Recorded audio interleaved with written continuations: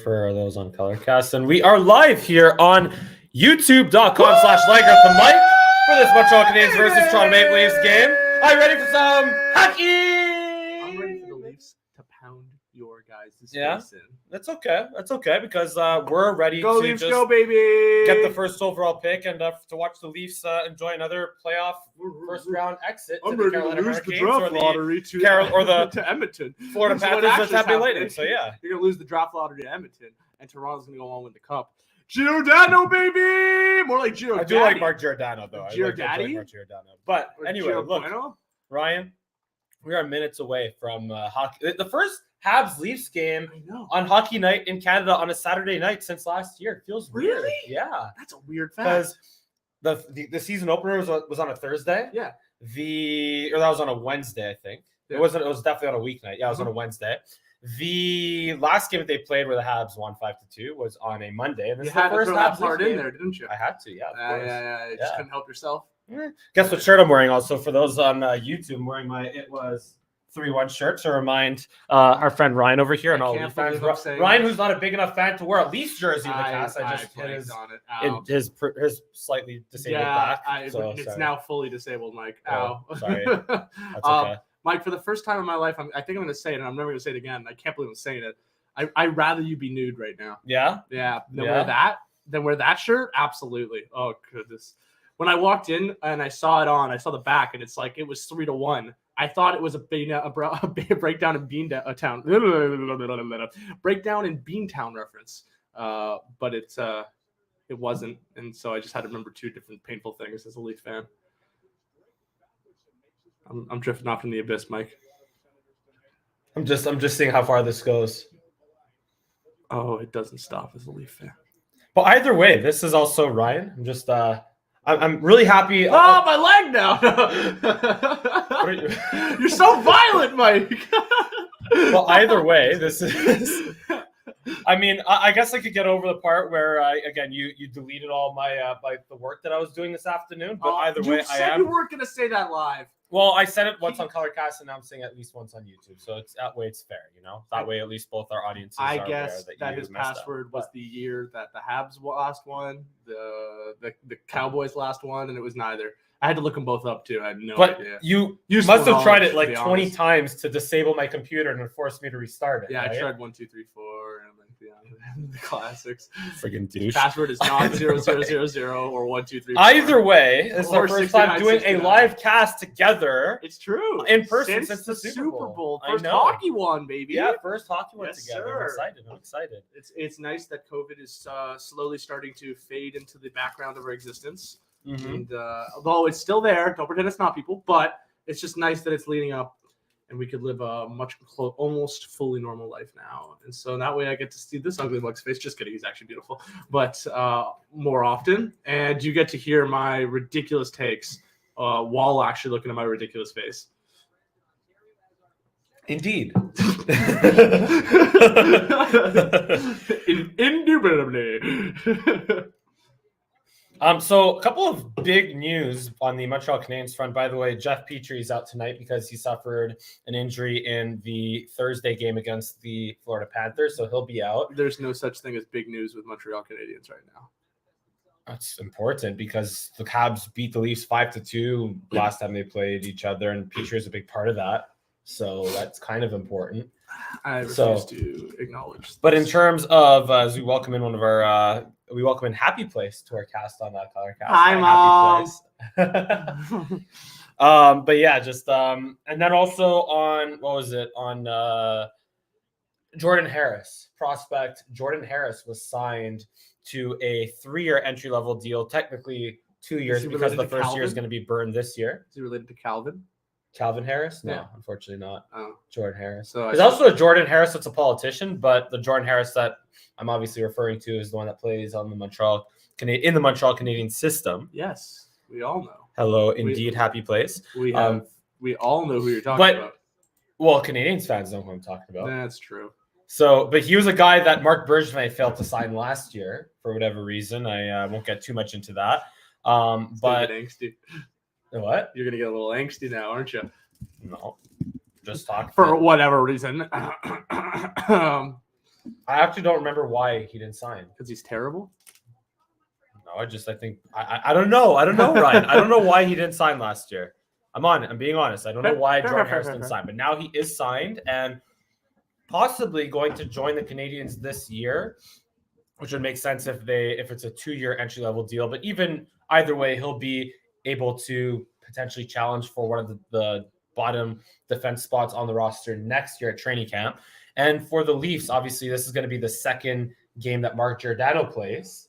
It is true. Mark and Eric Shalgren.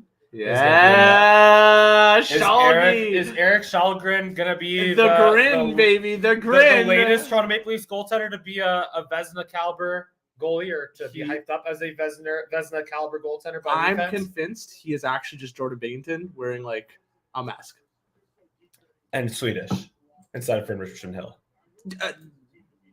Yeah. Like and just not Jordan Binnington, because he would be in St. Louis playing for the Blues if it was Jordan Binnington wearing a mask. Anyway, carry on. He's our man, I hope. He's our future, I hope. He is our chance, I hope. Very little faith, but lots of hope. We got Happy Place asking if we're looking forward to the game tonight. Absolutely. Oh my! Habs are wearing some funky jerseys. Now, Mike, we have to do something when the opposite team scores, other than yell in each other's faces. What can we do? All right, I mean, that's fair. You drink your water, and I'll have my unnamed drink. Yes. I'm gonna cover it with both hands for you don't legal have to cover purposes. it. No, legal purposes. Oh yeah, I guess it's true. Fair. Well, it's not necessarily a legal thing. Just I don't know. It's more so advertising. It's true. But yeah, Ryan. So is Eric Shalgren?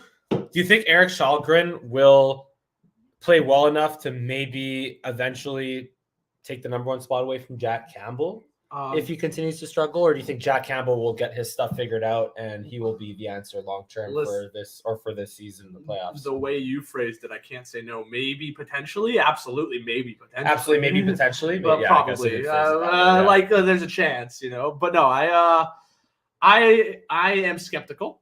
He is a young kid. He had a great start. Nobody's taking that away from him. I love what I've seen. The confidence has grown. He had his first shaky game. It's going to happen. I'd like to see how he bounces back from a shaky game before I make any further evaluations. But again, even if he doesn't bounce back, just a couple games under his belt. It's too early to make comments like that. I am hopeful, and he's shown that he can do it. Let's see if he can do it with consistency. That's the name of the game for goaltenders. So and the way Campbell's been playing just helps his chances. Campbell's been outright awful. Same with Mrazek. Although Mrazek actually played a really good game last game, but good for him too. But yeah, it hasn't been a fun ride for the goaltenders in Toronto. Believe it or not, Edmonton doesn't lead the league in most different goaltenders used this year. It's Toronto. Toronto's used the most. Even though Edmonton, that was before Shalgren started too, I believe. Really? Yeah. I mean, even though both of the Oilers goaltenders have a goals against average over 3 and a save percentage under 900. Yep. Still, Toronto has used the most goaltenders. I still can't believe Edmonton has Koskinen, personally. Yeah, weird. Man, they paid him so much too, right? Freaking, they sent him to a huge extension in a couple. It wasn't a huge extension. It was just an extension period. Yeah, which was just whack in my opinion. Again, just don't overpay rookies, guys. Don't overpay. You can pay rookies, like the Habs signed Suzuki to an 8-year deal in the offseason, banking on him being worth that.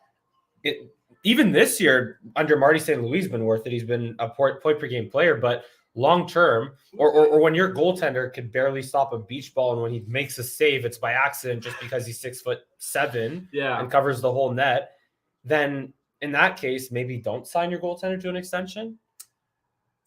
Can't stop a beach ball, eh?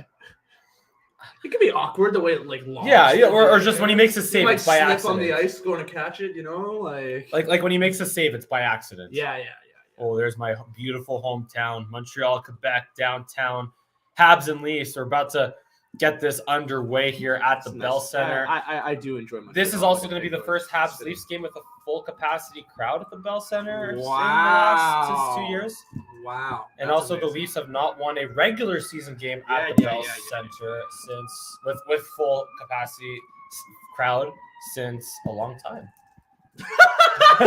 I didn't know where I was going with that, to be honest. I did not, because I remember Anyway, whatever. I did not Since where I was a going. long time. Since like 3 years, because I know that they both won. The Habs won both games at the Bell Center in 2018, 2019. It has been since a long time, Mike. It has been since a long time. That's your stat of the day right there. It's been a long time. Been a long time. Been a long time. And I think we have Carey Price and some other players are just on the video board at the Bell Center. How's he doing? Well, right now he's saying, just giving a message for, Aboriginal awareness. Okay. Right. So, so let's be aware of our Aboriginal communities and, just again. Is there a Magen David in that logo? No. It looks like it. Look. I think it's there is. Aboriginal thing. But either way, Black Lives Matter, Aboriginal lives matter, right? Course, Obviously, keep that in mind. But yeah, so Carey Price, how's he doing? He is practicing. He is skating. Carey Price matters. Carey Price matters very much, especially the Montreal Canadiens. But he is practicing. He is skating. He is doing relatively well, and I think that's what that's what they're talking about. The jerseys that they're wearing. I'm just dumb. Yeah, it's not Magen David. So he's been. They're being very careful with him. They're being very, very careful, as you should. And also, I'm happy. I'm honestly happy. I love the way the sports world has gone together and respected Carey Price's, like what Carey Price has asked him. Giving him the due patience and the due time and the space. Well, hang on. Well, first that was at the beginning of the season, but now it's been a torn meniscus in his knee. So I feel like the mental. He's better. The mental hurdles have been overcome at least enough to be back on the ice and back in a practice environment. It's never finished. Of course, it is. You're right. Like it is never finished, but at least it's well enough for him to be back. But again, in terms of the physical, like where he's at physically, he is still recovering from the torn meniscus in his knee, and I'd like to think he'll maybe play a little bit this season, but I don't think it will be very much. Yeah, I mean, I'd love to see him play, to be honest, especially in a Toronto jersey, but it's too late for that. because the Leafs could totally afford to pay Carey Price with their cap situation. They have $40 million tied up in Matthews, Marner, Nylander, and Riley and Tavares. They expected, and they have to re-sign Jack Campbell. They expected the cap space to go up, and it didn't during Corona.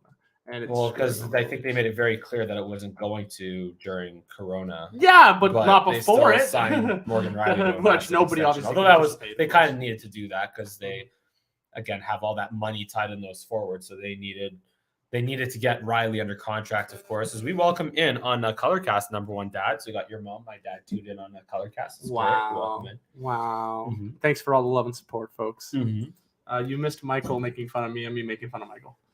Yes, that's just basically all we do here, right? I mean, yeah. No, it's called entertainment. That's right. All right, and we are just about to get started here at the Bell Center. You see Eric Shalgren with his 2-1-1 record, 2.32 goals against average. I like this record. This is a good record. This is a good record. And let's go over his record: 6-17-4 for Jake Allen. Could you repeat that for me? Did I get it right? What's his record? But also, the Habs have 21 of a possible 38 points since Marty St. Louis took over. So it's not great, but significantly better than it was under Dominique Ducharme. We also welcome in user Ivanka 1 to the cast. One more time. Could you just repeat Jake Allen's record for me, though? What is Jake Allen's record again? I don't know. I could rewind it and see, but then we'll just start. Here. Let me tell you, but I want you to say it back. 6-17-4. 6-17-4. But he also has a goals against average and save percentage better than Peter Mrazek. So Peter Mrazek has one of the worst in the league right now. Yeah, good. That's why the Leafs haven't won as many games. That's why he's our third stringer. That's why he's our third stringer now. And the Leafs, Matthews wins the faceoff back. Marner over center. Marner with a quick shot. Right away gets deflected out of play by Joel Edmondson. So we'll have a quick whistle and a quick faceoff in the Canadian zone. We've already started the debauchery. And again, for those that are tuning in on ColorCast, once again, I'm wearing my It Was 3-1 t-shirt for Ryan right here. No. Just to keep things in perspective, of course. Illegal commentary.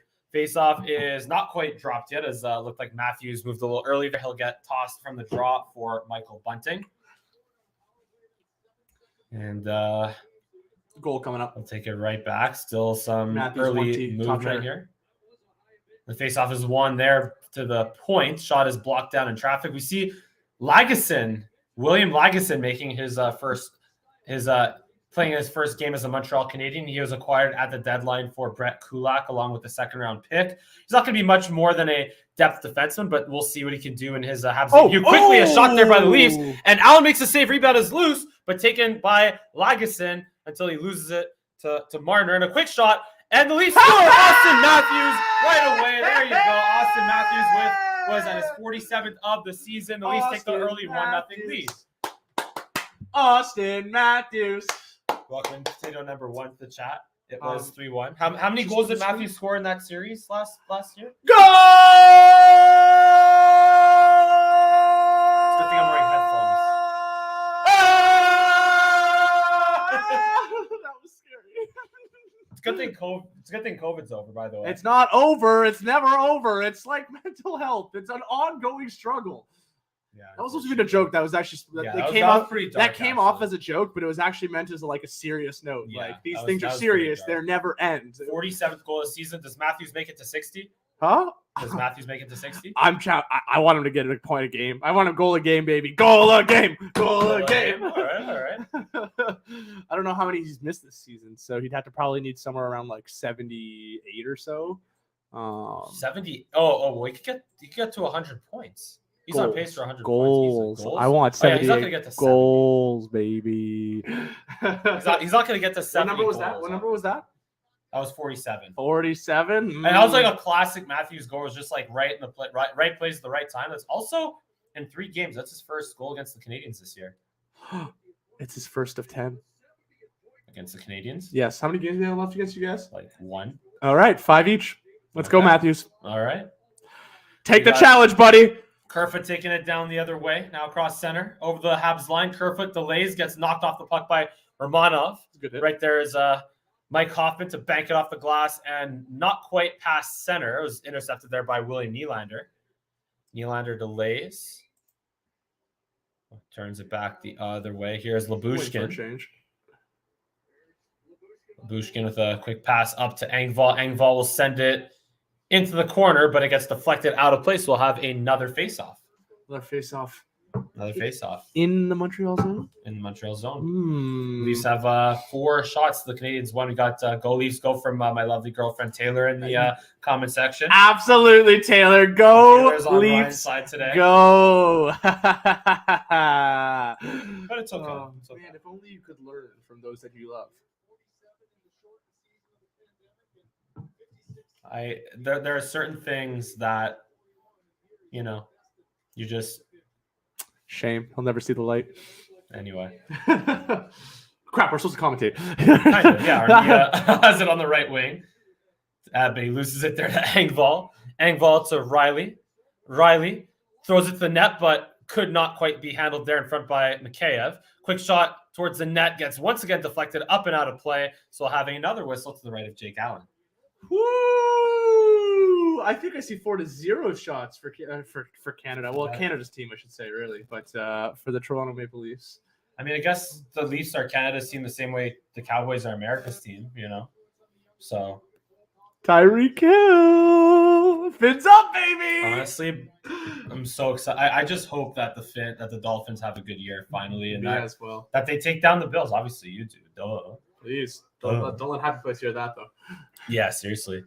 Oh, here's a nice play over the right wing. There's Caulfield in front to Dauphin, but Dauphin gets knocked down and goes the other way. That was actually Tyler Pitlick. 4-on-2 the other way. And now here comes Wayne Simmons, who loses it in the corner there to Romanov, taken back there by Tyler Pitlick. Intercepted, though, in the middle of the ice by Spezza in the neutral zone. Spezza gets pushed off by Tyler Pitlick. Now here comes Laurent Dauphin. Dauphin delays. We'll just drop it back to Romanov. Yeah, I think that play got blown up by a stick lift in the back there. Caused a 4-on-3 the other way, but Simmons played a little too conservatively and just turned the puck over.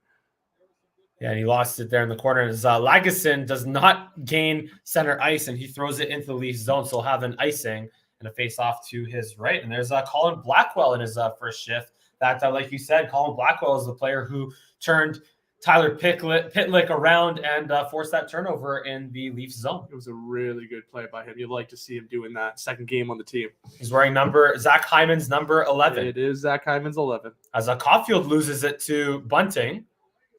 Here is Lagesson to Romanov. Romanov, nice pass ahead to Caulfield, but Caulfield could not quite handle it, so we'll have another icing. It's going to be as ice. it goes the length of the ice to the Leafs zone. That would be the definition of icing.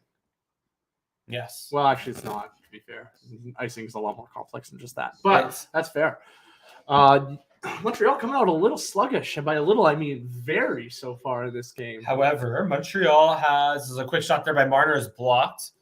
Here's Lyubushkin just dumping it in. The Habs have basically been in every single game under Martin St. Louis, except for the Washington and the Columbus games, and maybe the Buffalo game. The first three the first three under Martin St. Louis they never got a change of 23. Yeah. And no, they have not changed yet because that's a third consecutive icing that we have here. That is a tough look. These skaters must be exhausted. Oh my goodness. So Lagesson in his second shift, Caulfield, Suzuki, Anderson, and Romanov on the ice for a while, but finally Lagesson is able to stick check it to center. Now here comes Caulfield down the right wing, but he gets steered away by Lyubushkin. No time to change either with that quick turnover. Although there were a lot of whistles there, so perhaps that was at least a nice chance for them to rest. I think only one player got off the ice there, Mike. It's still these guys tired. You could see it too. They are skating slow. And Anderson with a long pass to no one, and that's another icing. That is another icing. Oh my goodness, they can't get a breather. I believe the right winger got off on that for a change there, but I think that was the only player that got to. For at least 4 pairs of legs there. No, Caulfield's still back out there. Wow. Caulfield's still out there with Suzuki, Anderson. So I'd like to think you'd have the Matthews line out there if you're the Leafs. And I think Matthews took they're not. No, actually, no, that was David Kempf. But the Habs win the faceoff and are able to get at least to the neutral zone. Still no shots on goal here for the Canadians, 4 by the Leafs. Justin Hall ahead here to Engvall. Engvall delays to the middle. Shoot! Rebounds there. Allen makes a nice save, but it gets cleared promptly away from the crease. And as that is another icing and there. There are still 2 Montreal Canadiens that have not changed. Only 3 of them got off on that shift there, Mike. There's been 4 minutes that have gone by, or 4 game minutes that have gone by in this game, as that puck was just lying right there for Ilya Mikheyev, but William Lagesson just promptly cleared it away. I believe did they get a trade off? And I just didn't see it. I guess they did. Lagesson, as you can see, is on the ice for almost 2 minutes now. Lagesson has been, okay. Now here's Justin Hall rimming it down across, but no one quite there for the Leafs until Brody jumps up. But Caulfield is able to get it out to Hoffman, and finally Caulfield will go off for a change, as will Lagesson, who is, like we mentioned, we're out there forever. That could have been a tripping there on Hall. There was not called. Play continues with Brody fighting with Evans and Hoffman in the corner. Justin Hall passes it ahead to Matthews, and now Bunting on the ice. Turned over though. Here's Rem Pitlick to Evans. Evans delays. Nowhere to go. Evans, nowhere to go as he's well watched there by Bunting. Not by Bunting, by Giordano actually. Mm-hmm. Playing in his one of his first shifts of this game. Giordano with the long stretch pass there to Bunting with space. He puts the brakes on. Bunting will leave it there for Liljegren, but he couldn't quite get there in time. Pitlick cuts him off. And here's Romanov in the corner to turn things the other way for the Canadians. Yeah, that wasn't a wise play by Bunting. He waited so long for his teammates to get there and just did a horrible pass to the bank. Try to bank pass it. Went right to the Montreal stick. And now here's Dvorak just flipping it behind the net. No one there except for Liljegren and for the Leafs. Byron takes it back out to center. And now here is Byron cutting across to Tyler Pitlick. Tyler Pitlick takes a nasty hit from Lyubushkin. Gets up right away. No arm goes up, but that did look like a bit of a hit to the head. It looked like a bit of an elbow there too, Mike. That's a second potential call that has not been called in the Leafs so far tonight. That could have been. So Corey Schooneman trying to hold the zone here, and finally in a 4-on-1 battle loses it. But right there is Dennis Wideman, Chris Wideman, and to start things up the other way for the Canadians. They get a change, and so does Toronto. The Tavares line is out there. Schooneman throws it into the corner to give chase for Byron, but Justin Hall wins the battle, and now here comes TJ Brody leading the rush. Gets it to Nylander, and he'll just knife it into the zone. Failed to catch him in stride. And Kerfoot almost forced a turnover there, but he does. There's Kerfoot, has Nylander Big hit. Gets it. In front of Kerfoot. Kerfoot is denied by Jake Allen on the doorstep. I think that was off the post, Mike. Oh, no. Either way, Alex Kerfoot got himself wide open in front of the Canadiens' net, and he could not score.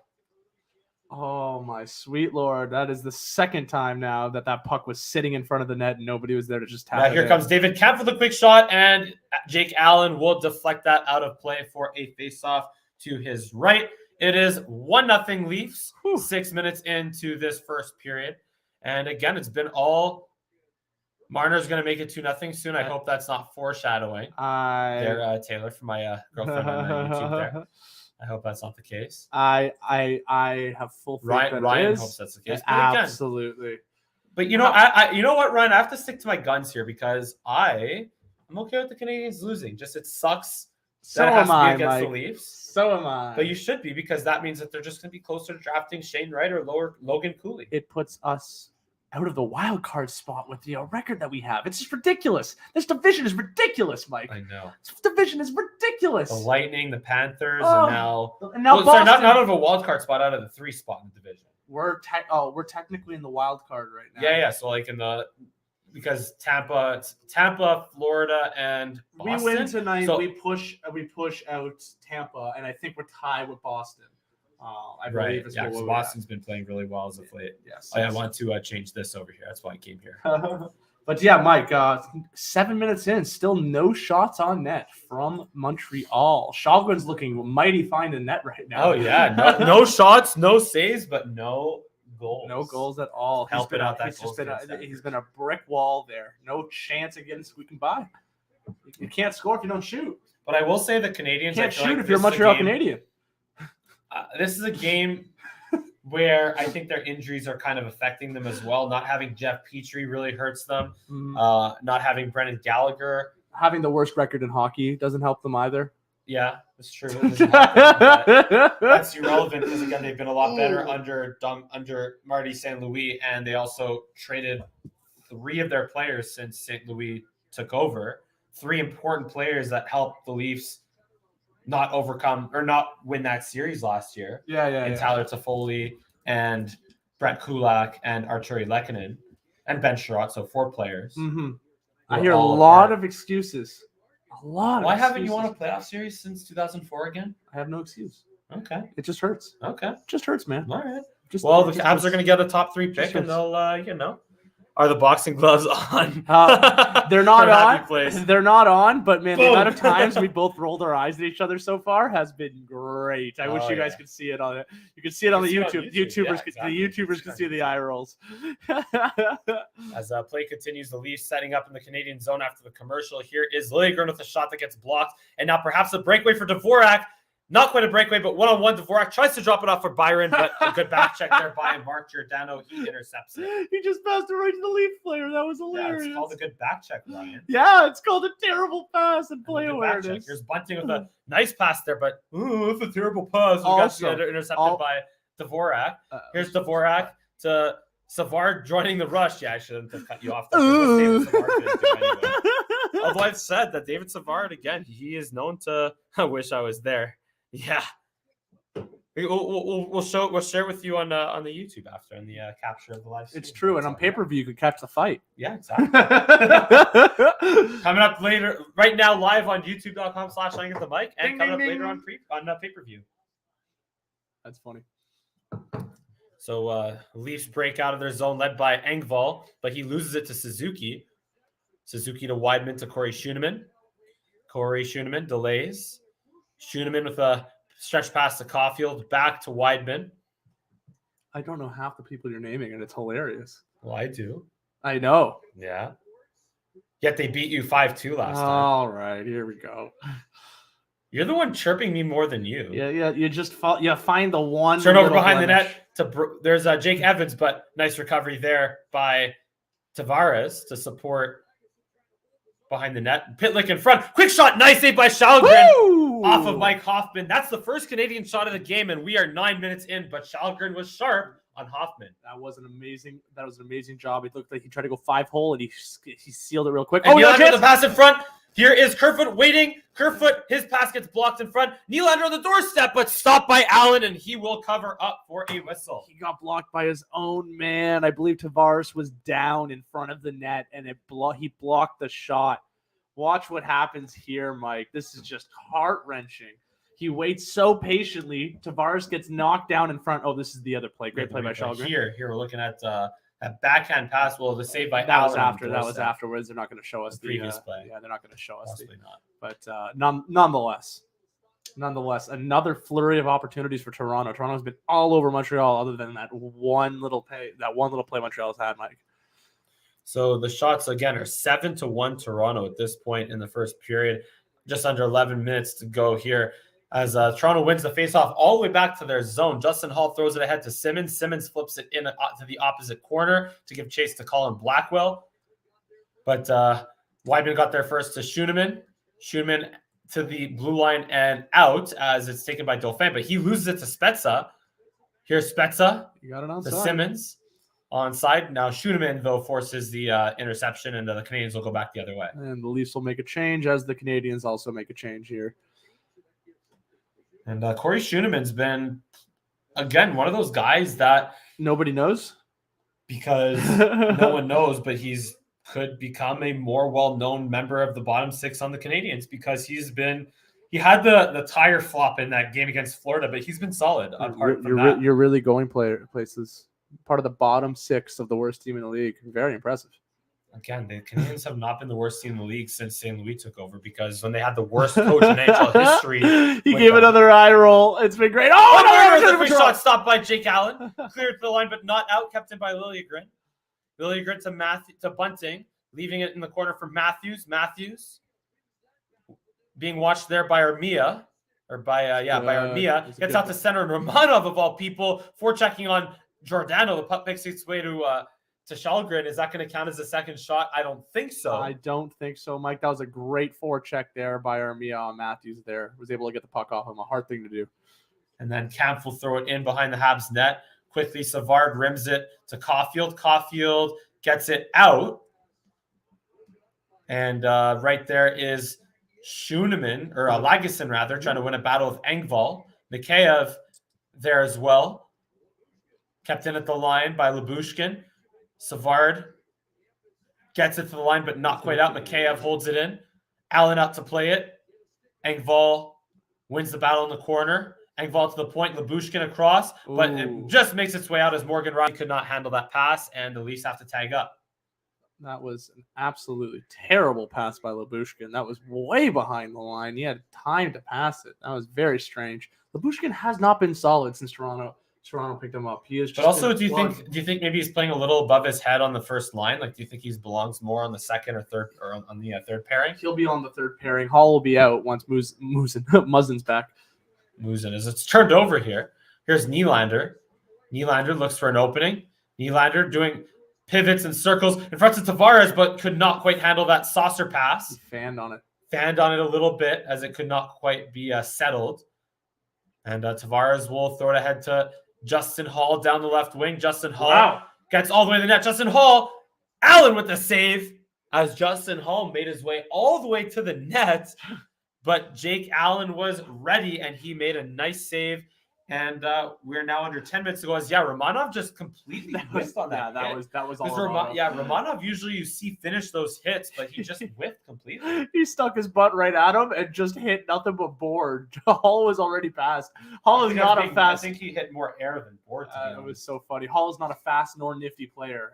From a moment, he's like a decent skater for a big defenseman. Like he's an okay skater. He's a great minor league skater. Sure. Yeah, great minor league skater. I do not like Justin Hall. I cannot wait for Muzzin to be back and Hall to just be off of the roster. But Justin Hall was solid last year as a number 4 defenseman. Yeah, that was last year, and he was only okay. This year, he's been downright atrocious. Atrocious. He is not playing smart. He is not playing effectively. He does score goals, on the occasion, and that's his saving grace. Do you think Mark Giordano could slide in on the right side? Absolutely. But I don't necessarily see it happening. I don't see it happening. I want Giordano and Brody on the same line at all times. So then Brody could play on the right side. Yeah, well, that's that's what he's been doing. Yeah. So you'd have who would play with Riley? Oh, it'd be Muzzin. You'd have Muzzin on the right side as well. I don't think they have a choice. I guess. I mean, you could put Lyubushkin at least on this. You could put Muzzin with Brody. No, sorry, not Muzzin. You could put Riley with Brody, Muzzin with Lyubushkin, Giordano with Hall.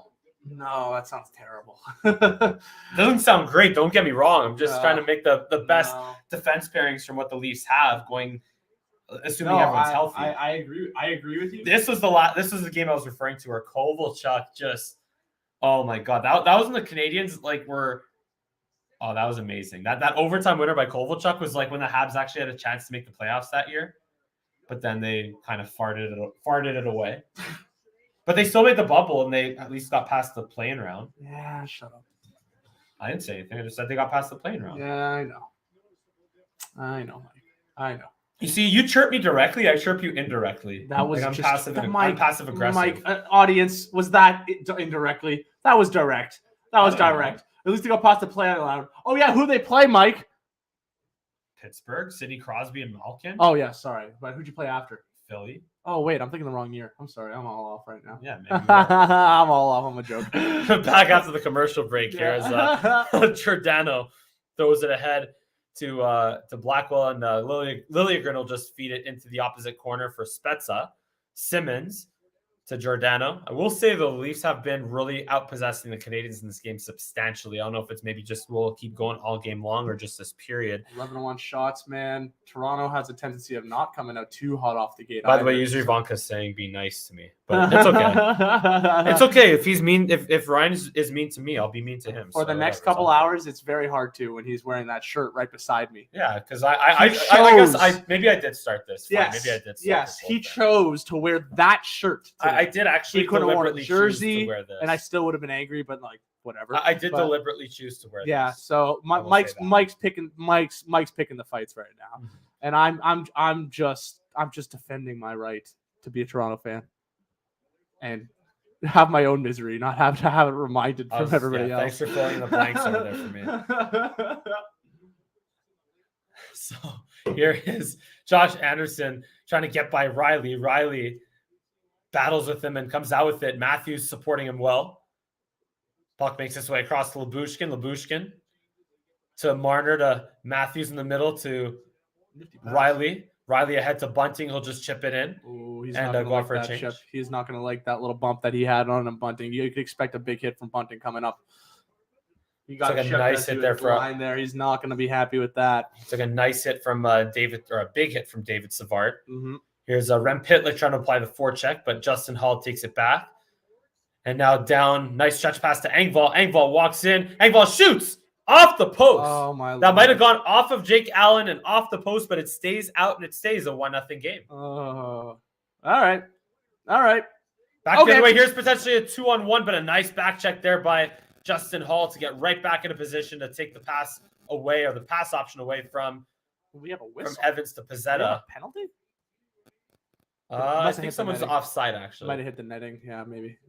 Ooh, that just got by Jake Allen's glove. We're looking again at the replay on Pierre Engvall's shot that just got by Jake Allen's glove and hit the post. Yeah, I think it wasn't. I don't think it was going to be on net regardless. I think that was destined for the post no matter what. Although that could have been a post off the back of the goalie, and if we got lucky, but nonetheless, Allen got a piece of it. Very lucky, because you don't see that very often, except in Chell. In Chell, you see that all the time, but not in real life. You see 2 empty nets in Chell. Chell is NHL, as in the hockey. We call it Chell. It refers to the hockey video game. For all those that right, over 1,000 likes on that COLORCAST. Oh my goodness! Over 1,000 likes. Oh, I forgot how nice that feels. Thank you guys so much. Thanks for all the love. Oh, I thought you were just putting a thumbs up. Thumbs up. I'm staring at Mike right now. I'm staring at Ryan right now. Why'd you just say it like that? Why'd you have to say it like that? Oh, man. That's good. That's funny stuff. I'm loving what I'm seeing from Toronto so far. 11-1 on the shots so far. That's their game. Austin Matthews goal. Look, he's great at scoring goals. I can't deny that. Great. Try again. There's He's great at scoring goals. I think he's a little more than great. I think he might be the best at scoring goals at the moment. Is that not correct, Mr. Mike? At the moment, yeah, sure. Objectively, he is. He is objectively the best at scoring goals in the NHL right now. Absolutely. Thank you. Yeah. Thank you. Who is that again? Austin Matthews. Damn. Oh. How many playoff series have the Leafs won since 2004? Give me tingles. Austin Matthews. How many playoff series have the Leafs won since 2004? And with Austin Matthews leading the league in goals the last 2 years? Anyways, 11-1 on shots. Okay, you can honestly just chirp the... I feel the same way as a Cowboys It's fan. the same response every time, Mike. Yeah. We're going to win a playoff series eventually. In our lifetime. I'd hope. I'd hope. As the faceoff is one quick shot to the Leafs net gets deflected wide. The Habs still only have one shot. I'm not sure that might have gone through the Shulgin there. I couldn't tell there if it got deflected off of him or somebody in front of the net. But regardless, it's not in the back of the net. We got 5 minutes left here in the period. Romanov's quick stretch pass ahead does not quite get cleanly across the line. Good play there by Giordano, who has it now. Giordano ahead to Tavares. Tavares to Kerfoot, who just throws it in the Habs zone, taken back, though, by Evans. Evans drops it back to Byron, to Romanov, to David Savard. Under 5 to go here in the first period. Again, still 1-0 Leafs. Evans across the Leafs line. Evans tries to get around Lyubushkin, but Lyubushkin stands him up and gets it to Riley. Riley, nice stretch pass ahead there for Matthews. But it makes its way all the way to William Lagesson on the Canadiens, and Lagesson will just send it into the Leafs zone, taken now by Riley behind Shalgren. Not Colgren, I said Colgren back. It's okay, it looks like it. It does because it starts with a K. But either way, Riley through the Habs line now. Riley will send it across behind the net to Bunting. Bunting gets control in the zone on this line. It's the Hall thrown in front, but does not make its way to the net, just wide. He meant it for deflection. I think he got the tip as well. Just did not go anywhere near the net. And we got Lagesson falling in the corner there. Lagesson's been playing against the Matthews line quite a bit this game, interestingly enough. I thought that was another trip, Mike. I'm not going to lie to you. They've been very They have not called any penalties. No penalties so far, and I've seen what looked like 3 that could have been called against the Leafs. And there's a long stretch pass that gets deflected off of the stick of Cole Caulfield in the neutral zone and out. So we will have another whistle and a face-off in the neutral zone. As you look at Justin Hall, going for the shot pass there to Austin Matthews, who could not quite change that puck's direction to get the net. He just full whiffed on it. You are correct. That's a tough play, though. That kind of absolutely. They make it look easy. No, absolutely. That's one of the most difficult plays in hockey right there. That's a very small puck going at a very fast speed with a very small blade, guys. Not an easy thing to do. And you have to put your blade on an angle. And here's Suzuki with a nice move. Suzuki breaking in. Shoots. Shalgren the save. Rebounds loose for Caulfield, but he just gets it wide.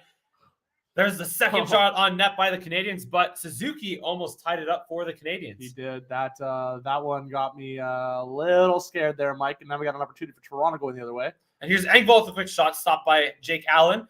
Back the other way. Here comes Caulfield. Perhaps a 3-on-2, both a back checker. Engvall. Caulfield quick shot blocked. Rebound is taken there by Engvall. Schuenemann throws it to the net just wide. And here is Mikheyev now.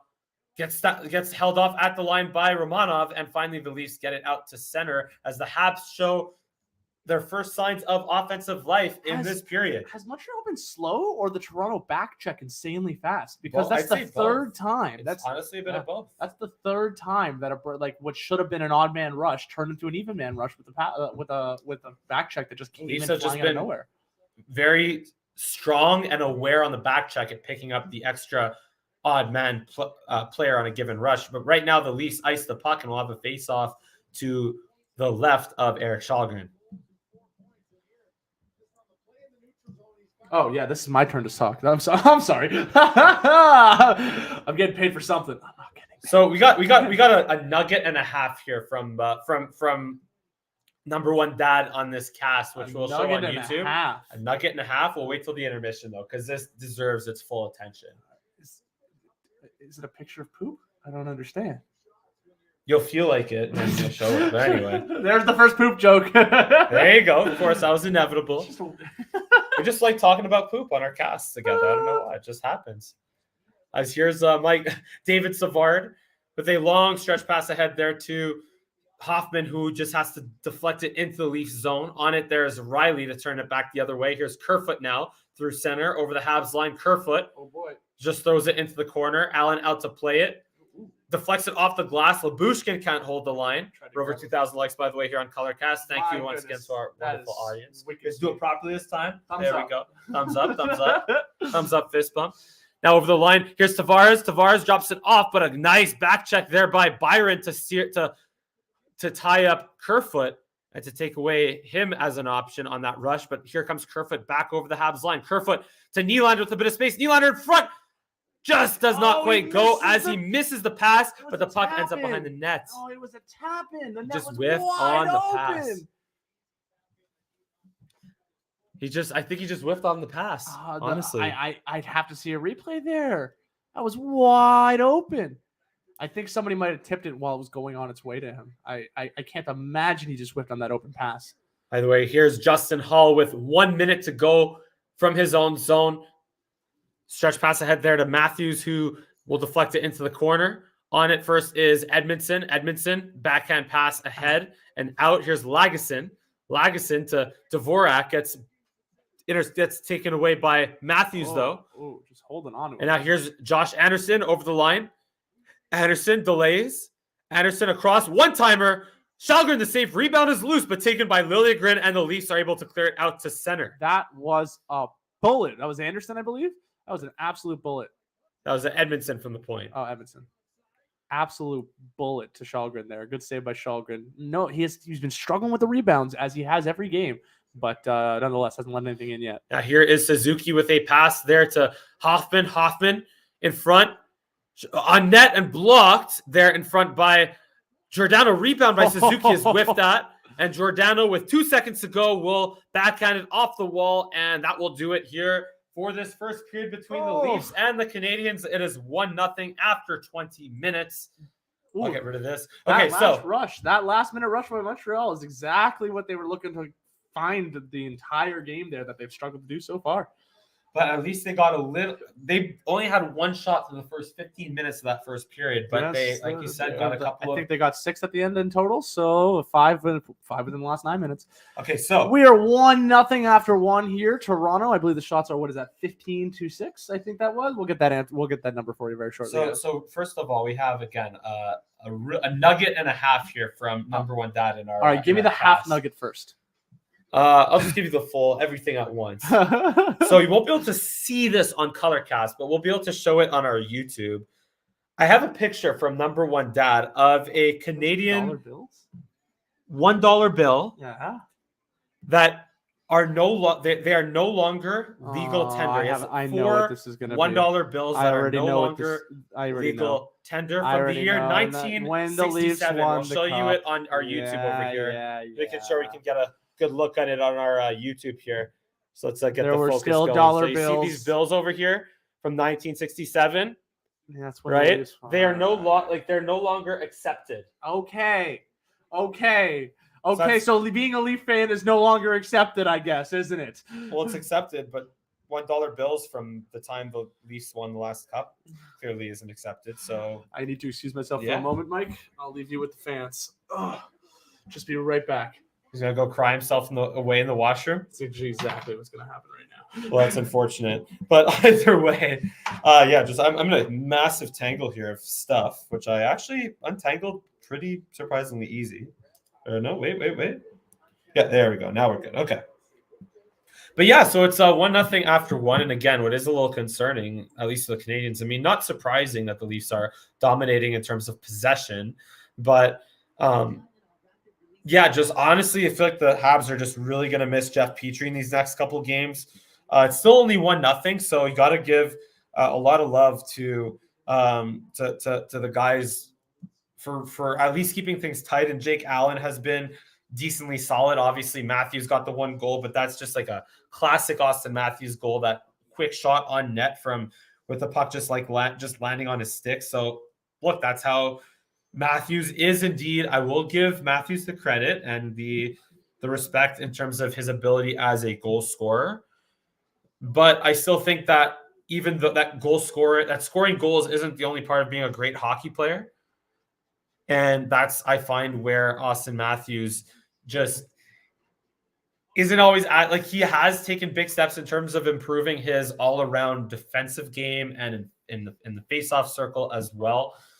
But I just find that Austin Matthews, though, again, when it comes to he gets caught too often on a soft back check. He gets caught too often just soft on the back check, and essentially has not been a consistent playoff performer either. So until that happens, the Leafs will need it to win a playoff series like that. They need Austin Matthews to be the Austin Matthews that he's been in the regular season. They need him to be that in the playoffs to win a series, honestly.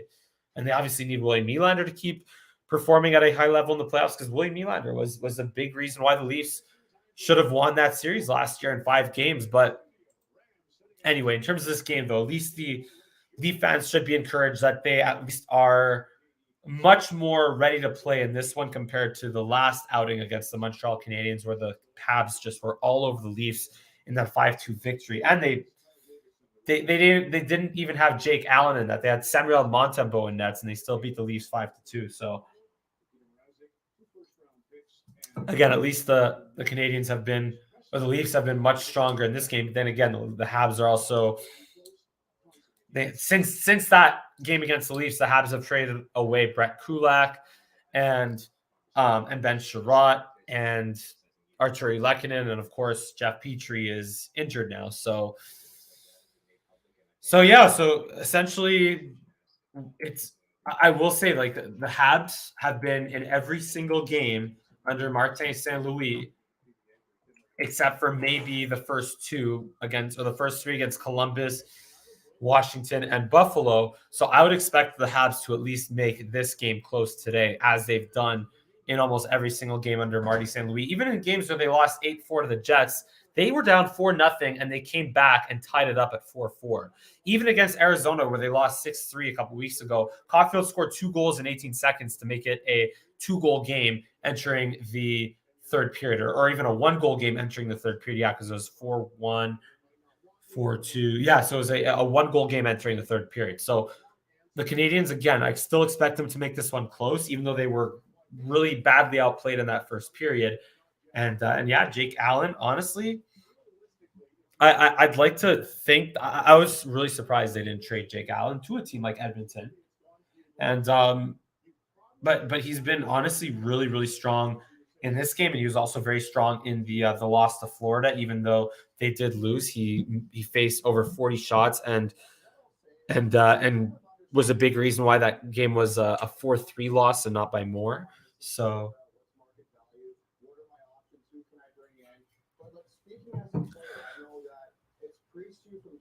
yeah, overall, just even though the Canadiens, like, I've honestly, I was up, well, partly because we're doing our radio shows the other morning, I should say, early, from 6 a.m. until 10 a.m. So we had to be at CSM by 4 a.m. So I basically slept there, and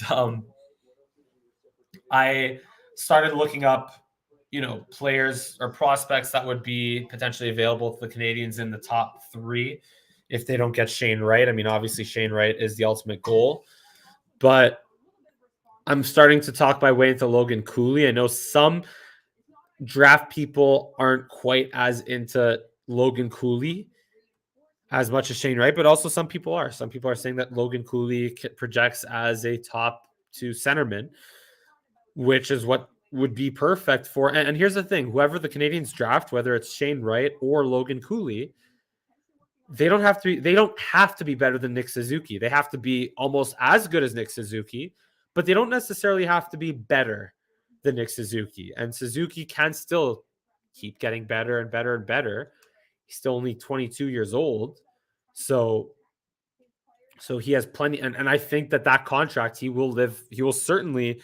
It didn't look like it earlier in the season, but I think now Suzuki is proving that he will eventually be well worth that 8-year extension that Marc Bergevin signed him to. The last really, really good move that Marc Bergevin had made before he got fired. So I think whoever the Habs draft, they have to justify making Dvorak a third line center or justify trading Dvorak and allowing Evans to be the third line center with Ryan Poehling as the fourth or Rem Pitlick sliding in there as the fourth, maybe even Laurent Dauphin developing into a fourth line center. So yeah, welcome back, Ryan. My deepest apologies, everybody. How are we doing here? We are good. Have the Leafs won 5-0 yet? No, it's still 1-0. Oh, it's still. Sorry, what's the score? It's still 1-0 Leafs. For who? Oh, the Leafs. The Leafs are winning. Yeah. Wow! Look at that. How long were you in the bathroom for? Wait, what year is it? Well, I didn't think it was that long. Seriously. Oh, that's funny. How are you, Ryan?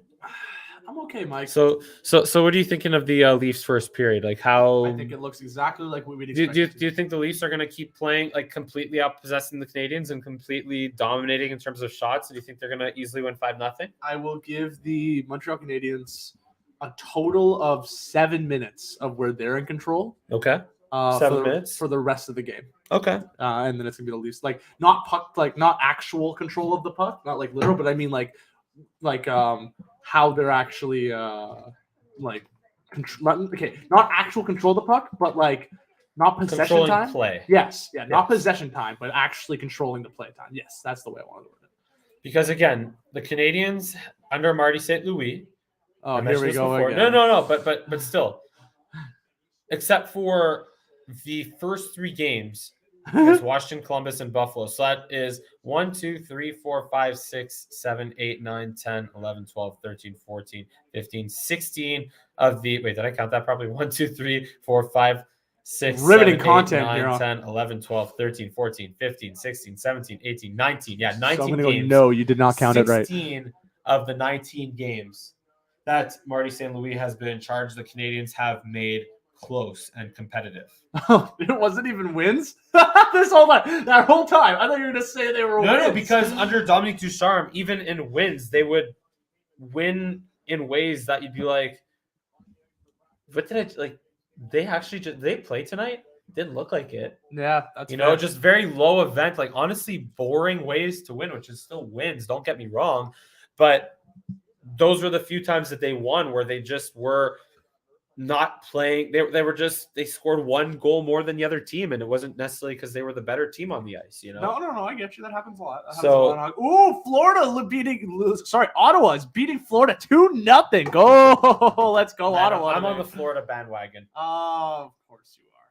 Then again, if Ottawa wins, I don't think Ottawa is that close to I don't think Ottawa could really threaten the Canadians for the worst place in the league. Yes, they finish. can. And Arizona can as well. Arizona and Seattle can. Yes. Ottawa, not as much. I think they absolutely can. But at this point, go Ottawa. Yeah, go Ottawa. But we can agree on that. Let's. I broke you. No, I'm the violent one.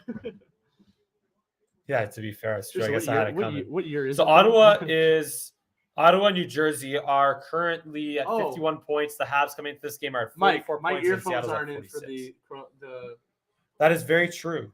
For the COLORCASTers. Yes. They're only picking me up through your headphone, if at all. Yes, sorry. Have you guys been able to hear me on COLORCAST at all? No, well, throughout the first period they did, but no, I know. So not right now. So here you go. Ryan's gonna hook himself up, and now you should be. I'm sure this is much better immediately, guys. Can you hear me much better now? Let us know in the chat section here. My deepest apologies on that. I made a bunch of really funny jokes. Mike's been laughing so hard. Oh wait, you guess you could hear him. Yeah, you could hear me, so you could tell her bluffing. I'm not very good at poker, apparently, Mike. You're better than me. I'm not bluffing very well, though. Yeah. When's the hockey game back on, man? I want to see some more Toronto taking a dump all over Montreal. And by the way, they think we do. Yeah, sounds good. Perfect. Beautiful. Yes. I made another poop joke. Yes, you did. Damn it. But you did it without saying poop, though. So it's true. Yeah. It's true. It could have been like a garbage dump. Yeah, exactly. Yeah, I think those are the or only poop. types Yeah. yeah. Oh, they could dump them, as in like break up with them. Yeah. That's another kind of dump. What other kind of dumps are there, guys? I think that is all. I think those are all the dumps I can really think of. Leafs will win 4-1. Yeah, that's what Taylor's saying. Taylor, take that one from Montreal and add it to Toronto. That is the final score. 5-0. I just licked. So you're thinking Eric Shalgren will get his second shutout in 5 games? 5 games. Yeah, 5 games. How? Oh, say it. Just say it again. Just say it again. Well, Eric Shalgren? Okay, never mind. Stop. That was creepy. Okay. Yes. A second shutout Yes. in his Yes. 5th game? Stop talking. Never mind. Why did I do this? Maybe Why I'll talk did like this the rest of the game. Audience, please say no. The Please Leafs say are no. going to win a playoff series for the first time since 2004. The Leafs are going to win the Stanley Cup. This is so weird because he's saying things that I love to hear, but he's saying them in ways I never wanted to hear them. It's just such a strange. The Leafs are the greatest team of all time. All right, I'm gonna take this away from you. I can still talk over here, you know. But you've lost your commentary privileges for a moment there. This is my cast, so I'm pretty sure like I'm the one who decides. Well, this is like a freaking red alert. This is like a crisis. This is a crisis mode. I thought your crisis mode was just blocking me out, or just letting me talk into the abyss, and going radio silent. No, that's when you make a terrible pun. Oh, okay. Just making sure I was clear on that. Yeah, that's all. How's your back, by the way? It's there. It's right. It's physically right there. That's thank God. Yeah. I hope it's right there, not like all the way over there. It's true, not in my front. What year is it?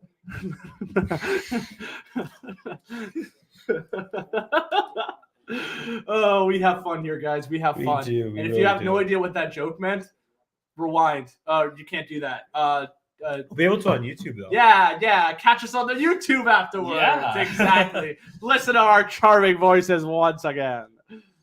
Or don't. We're ridiculous. I love it. I'd listen to us. Yeah, I enjoy it. I'd listen to us. Totally. I mean, look, when we're just casting and talking for like 2 hours, 45 minutes straight for a hockey game, it's like no commercials. It's like, I get carried away. That's true. Wow, look at the stash on Brian McDonald there. No. Oh my goodness. This is from like what, the 80s, 70s, 80s? It looked old, man. Oh, somebody died. Oh, F. God bless his soul. R.I.P. It was Fred Walker. Yeah. But look at the duster of Byron I McDonald. know. Oh, sorry. We rewound our stream there for a second to look at. Oh wow, just that duster. That's a nasty one. Oh, it was good. Like nasty in a good way. It was a good stash. That was an impressive stash. Is an impressive stash a good stash though? Yeah. Because like when you do the twirl thing, that's yeah. I guess you know what, you're right. That's classy. Because like, what makes a stash classy versus creepy? The amount of facial hair. Like what? Like on the scale of okay. McDonald to Matthews. No. Fair, but it's honestly fair. Yeah. So here's my hypothesis. If you have a beard to go with it, mustaches are never creepy. Okay, never creepy as long as it's connecting. If there's no like break in the connection to the beard, mustache. So you're saying like yours is not creepy. Okay. Not creepy. If there is no beard, there are still ways to be not creepy, but it has to be full. It's got to be a full stash. It's got to look dark and it's got to be full. If you got a blonde one that's got gaps in between or like just a couple of hairs sticking out, no, that's a creepy stash. That is a no bueno stash. Nobody likes that. But if you got the combination, as long as you meet those parameters, the stash is A-okay. You heard it here first. Mm-hmm. Talking Habs-Leafs and talking stashes here. I'm basically a scientist. I went to school. Yeah, like you only have a degree in science and tech, right? No, I was gonna say preschool, but you have a preschool degree in science and tech studies as well. I didn't even graduate preschool. You just How is it possible to graduate preschool without graduate university without graduating preschool? Preschool is not necessary. Actually, preschool is not mandatory, as far as I know. I guess that's true. Technically speaking, yes. Interesting. Get wrecked. Huh. What year is it? Okay, I'm gonna stop doing that. Probably not. Probably gonna be one more. Oh man. Let us know in the comments though, guys. What do you think about my stash hypothesis there? What are your favorite stashes?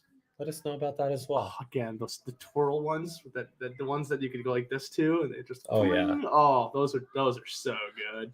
Those are I have to figure out how to do that one day. Mike, one day. Neither of us have it in us. We don't have the genes. Not quite. We don't have the genes, man. Because I could grow like the nice this guy. We've done it for Movember the last couple of years. Yeah, it was nice. That's what it was. Yeah. Nice. But it wasn't like twirling it. Mike, nice. your facial hair looks best the way it is right now. Thank you. A good full stubble. That's the best way for you, man. Nice little 5 o'clock shadow. Yeah, it's more than just that. It's like a 11 o'clock at night shadow. Yeah, sure. Yeah. I guess that's the way to do it. Yeah. So we are just about ready to start this second period between the Canadiens and the Leafs. Again, the Leafs are leading the Habs 1-0. Toronto plans on starting Mrazek on Wednesday. Wow. Well, they're playing Florida tomorrow also. So they're going to play tomorrow. They're going to put these two back to back, and then they're going to put Mrazek, and they're really just trying to find what tender could get hot before the end. That's really what they're doing. And what's the timeline on Campbell again? I think he's back soon. I think he's back very soon. It was 2 weeks, 2 weeks ago. So the Habs win the opening faceoff, and now here comes Suzuki down the right wing, just chips it into the corner. Anderson chases Liljegren. Suzuki gets it back, and but Matthews covers him, and now here comes Bunting with a little bit of speed down the left wing, but Romanov cuts him off. Romanov to Edmondson. Edmondson waits. Edmondson playing with Romanov now instead of Lagesson, unless Edmondson's going out for a change. He stays in the mix. Romanov holds the zone, but he actually didn't quite hold his own since he's offside. I was just going to say that. Oh, there's Bunting. I told you he's going to remember. He's going to remember the hit, man. But that was on Savard, I think that hit him. But maybe. Well, regardless, Bunting, don't poke the bear. He is vicious. That guy is vicious. Unnecessarily, too. I think he takes a lot of dumb penalties, but Bunting is an enforcer. Unexpected one, too. But I also think that it's been that edge to him has been what Matthews and Marner have kind of lacked on their line, or would have lacked on their line. Sure, physicality. Because Hyman brought that last year, like that little extra edge, like that hardworking. But he was nowhere near as physical as. Oh, for sure not. But I still take Hyman over Bunting. Here's Kerfoot to Hall. Hall loses it off a fan shot, but Armia comes back the other way now. Armia chips it into the Leafs zone onto Colgren. Kerfoot rims it all the way around. No one home for the Habs on the blue line to hold it in. Savard, D to D. It's twice now. What's twice? Colgren? Did I say Oh my God, Shalgren. Oh. And I've been saying Shalgren correctly on all my shows and all everything that I've been doing in the last 3 weeks on air. I've been saying it right, except for tonight for some reason. Like me saying Oakland. I just couldn't stop saying Oakland instead of Las Vegas. Yeah, exactly. Oakland. Oakland. All right. Drink. No, I took it down another level. That's a drink. No, but Oakland or San Diego. Yeah. The Chargers. Yeah. I don't think I said San Diego. I don't think I said San Diego. Maybe once. Yeah, probably. I think it's because at least the Chargers have changed their uniform schemes when they came to LA, whereas the Raiders did not change anything. Yeah. So that's probably why they're so easily confused. Toronto gets possession in the middle of the ice. Yeah, here's Riley down the left wing. Riley is shot well over the net to the other side, kept it at the line, though, by Lyubushkin. Here's Engvall to Kampf. Wrap around. Kampf still holding it in front. It gets blocked. I like that opportunity. That was smart by Kampf. He found an opening. Kampf has it again on the left wing. Kampf to Riley. Riley shoots off the post or something. It does not go in, but it either way ends up in the corner. Riley again. Wide. Here's Engvall. Engvall gets pushed there by Romanov. Here's just kept it. What a save by Alvin. The puck was loose in the crease, but cleared by the Canadians out to center. Mike, that's happened 4 times tonight. It's happened on both sides, where that puck is just sitting in front of the net for a solid second. No one home to bank. No one home to score. That second feels like an hour each time, Mike. Now here is Blackwell to Giordano. Giordano's shot. Allen, I don't think he saw that. It goes wide. Like a double deflection. There's Liljegren now. Liljegren still with it. Liljegren walks the line. Now goes into the left corner. Liljegren throws in front. Intercepted by Schuenemann. Schuenemann to Weidman. Weidman can't get it out. Here is Blackwell. Blackwell to Simmons, but he gets tied up by Schuenemann. Kept in at the line. Here is Blackwell again. Blackwell on a seat to Simmons shot. His shot gets deflected by Weidman. Montreal has not changed in over a minute and a half here now, Mike. Blackwell across. Now here's Giordano. Giordano in front off to Matthews. His shot gets blocked. Rebound by Blackwell. Stopped by Allen, and he will finally cover things up for a whistle. Wow. Toronto was in the zone there for what? 2 minutes? 2 minutes straight taking shots and shots. Oh, it hit off of Mikheyev. It would have gone in if it wasn't for Mikheyev. No. Allen fell down. He slipped. Allen just full-on slipped, and Mikheyev was standing up and accidentally blocked the shot. Because of potential goal interference? Well, he was getting hit by the other person. Like by if it was a Hab backing into him, Matthews intercepts it off the face-off. Here's Matthews dropping it to Marner. Marner behind the net. At least continue the pressure here. Matthews to Hall. Hall backdoor, but it goes off a skate. Marner still intercepts it. Here's Bunting. Bunting gets pushed. Bunting drops it off for Justin Hall. Finally, not quite intercepted by Caulfield. Here's Hall with it. Justin Hall pushed in the corner by Edmondson. Here's Marner now on the right wing. Marner to Bunting. His shot doesn't quite get through. Hall jumps in to hold the zone. Caulfield being tied up by Justin Hall. Mike, Suzuki. This is insane. This puck hasn't left the Toronto zone in at least 3 minutes. Or the Montreal zone in at least 3 minutes. Here's Brody across to Riley. Quick shot. Stopped by Allen. Rebound. Stopped by Allen. Rebound. Loose. Here is Marner behind the net. Marner throws it in front. Intercepted by Anderson. Finally, and Nick Suzuki will finally get it out to center and perhaps lead a rush here, but offside. Not quite offside. Here's Caulfield now. Caulfield can't quite find it in front of Shalgren's net. That was very offside. That was very close to offside. That was. Honestly, the Habs are perhaps lucky. Although here's Savard holding the zone. If they score here, I think they might be able to review it. There's no chance that this is going to uphold if there was. Puck loose in front. They score! There's the goal. Christian Dvorak with his third goal on the season. We have a tied game, but I don't think is this potentially reviewable because of the offside? I don't think this one's standing at all, Mike. That looked very offside, let alone just a little bit. I will be shocked, but let's see this replay of them entering the zone here. This was they hold it in okay. They don't. The hold in was perfectly fine. He caught it and he put it down. He was well in front of the line. But when they entered the zone there, I'm sure they're going to be taking a look at this. Unfortunate for Chalgren there. Just got, oh my goodness. What has happened? Christian Dvorak was left wide open in front as the puck just found his stick. Turnover by Marner too there. No chance for Bunting also. No. No chance for Shalgren.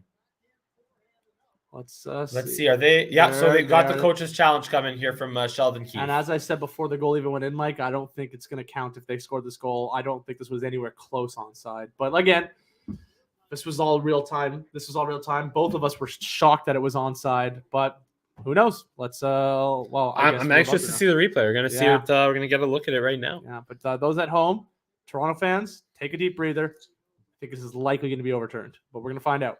We have no, we'll see right here on the replay. And they're just not giving us the replay right now. It's really funny. They will eventually, but they're just teasing us here. They keep on showing us the ref. They're just not showing us the offside. Oh, here we go. Finally. Okay, so Suzuki is offside. Yeah, it's offside. That's pretty clearly offside. So this will come back and it will stay a 1-0 game. The puck's not even at the blue line by the time Suzuki's all the way across the line.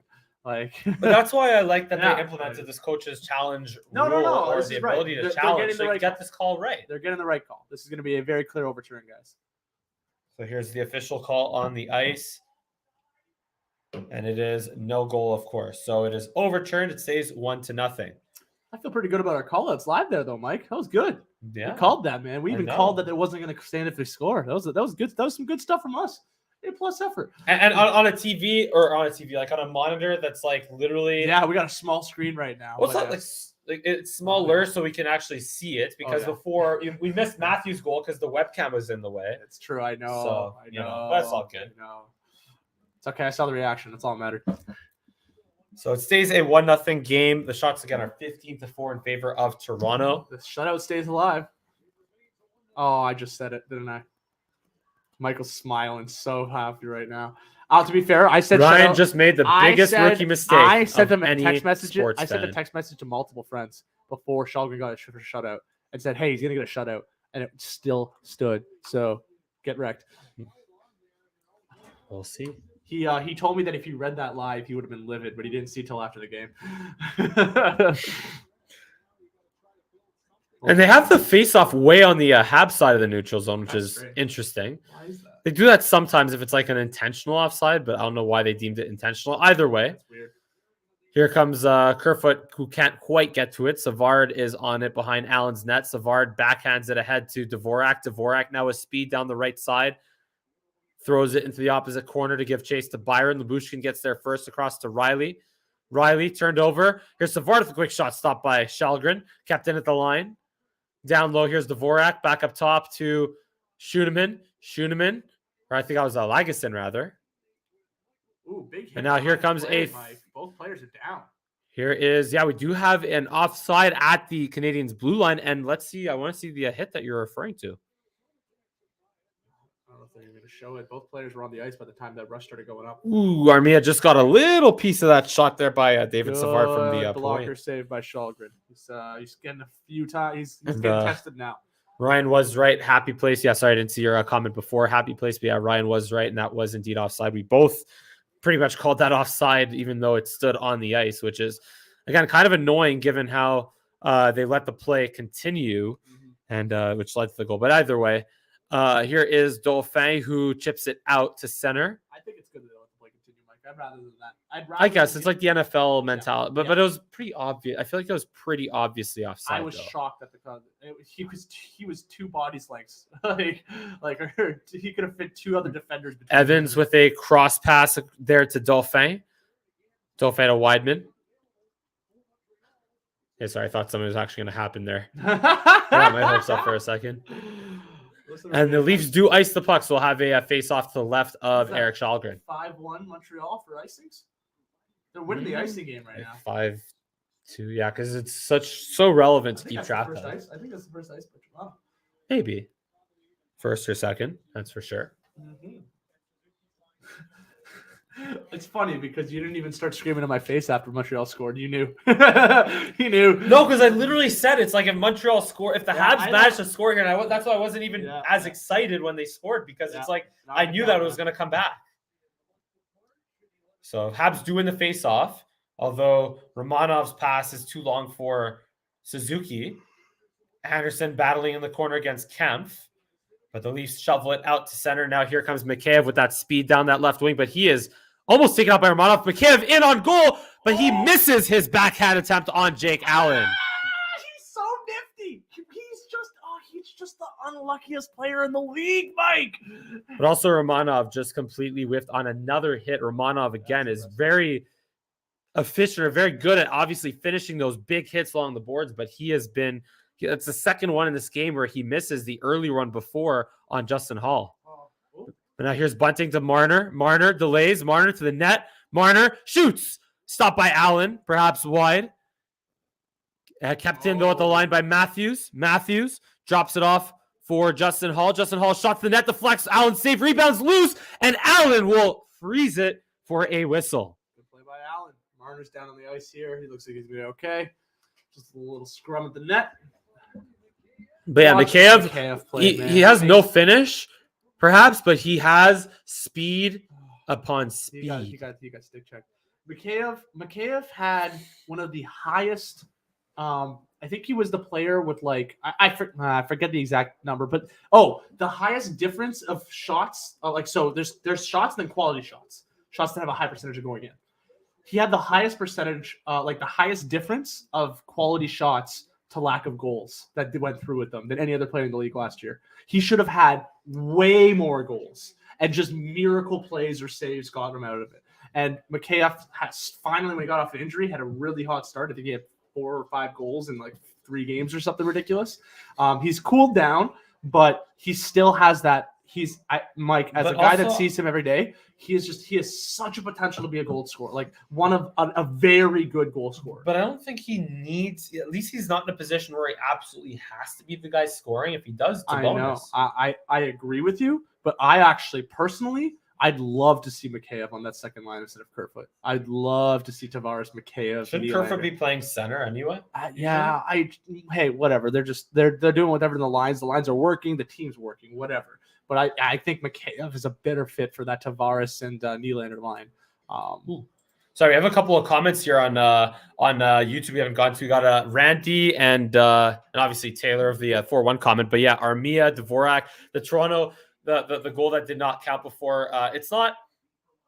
Randy, like, let's be honest, like, that wasn't the official screwing the Habs. That was clearly offside, and like, even as soon as Randy, I saw it, like, it wasn't. I knew right away that was going to be offside. So that is, like, listen, I would agree that there's been at least 2 calls that, like, I think there was 3 questionable calls that could have been made on Toronto so far, and 1 on Montreal that haven't been called. So the refs are keeping the whistles in their pockets right now. But that one was offside. But yeah, there was we saw it first. We called it. That one was the refs, but the officials wasn't didn't. Even a little bit close. Yeah, like, that was way offside.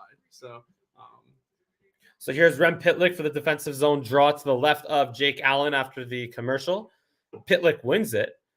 Schooneman will bank it off the glass and out. And now through over the Leafs line, here comes Rem Pitlick. Pitlick drops it off in the middle for Hoffman for Evans. No shot there. Schooneman shifts at the line to Weidman. Weidman, quick shot, saved by Shalgren, gives up the rebound to the corner. And Spezza will rim it around, but not out. Evans. That rebound's fine. He gets those rebounds all game, he'll be perfectly fine. The rebounds and flicks it to the corner like that, no problem.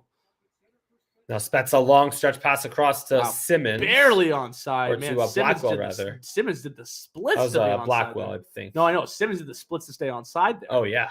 That looked painful. Long stretch pass from Weidman down to the left side. Pass in front. Gets deflected. And Hoffman on that quick shot saved there by Shalgren. Great play by Hoffman, picking that puck out of the air and then being able to get control. He tried to get the backhand and could not finish it. But, man, what a pick off from him. Kerfoot takes a big hit there from Armia. Lagesson behind the net. Lagesson will just flip it out to center, taken back by Giordano across to Liljegren. That run also looked offside. So the refs are being a weird game for the linesmen. The refs have been very interesting so far this game. Oh, he caught it. Oh, I thought he used. Oh, okay. Well, still pretty nifty. No, it was that he got it to the stick. Get it right from his hand and right to the backhand. He almost put a 5-hole. He almost put a 5-hole too. It was a very good play by Hoffman. Very good play by Hoffman. 18-7 of the shots here in Toronto with 12 minutes and 26 seconds to go as we get action on the ice. Yes, we got David Savard will just throw it around to the far side. Kept in at the Habs line, though. Here's Nylander throwing it into the corner for Tavares. Savard gets there first, but Tavares battling with him. Savard ahead to Dvorak. Dvorak out to Armia.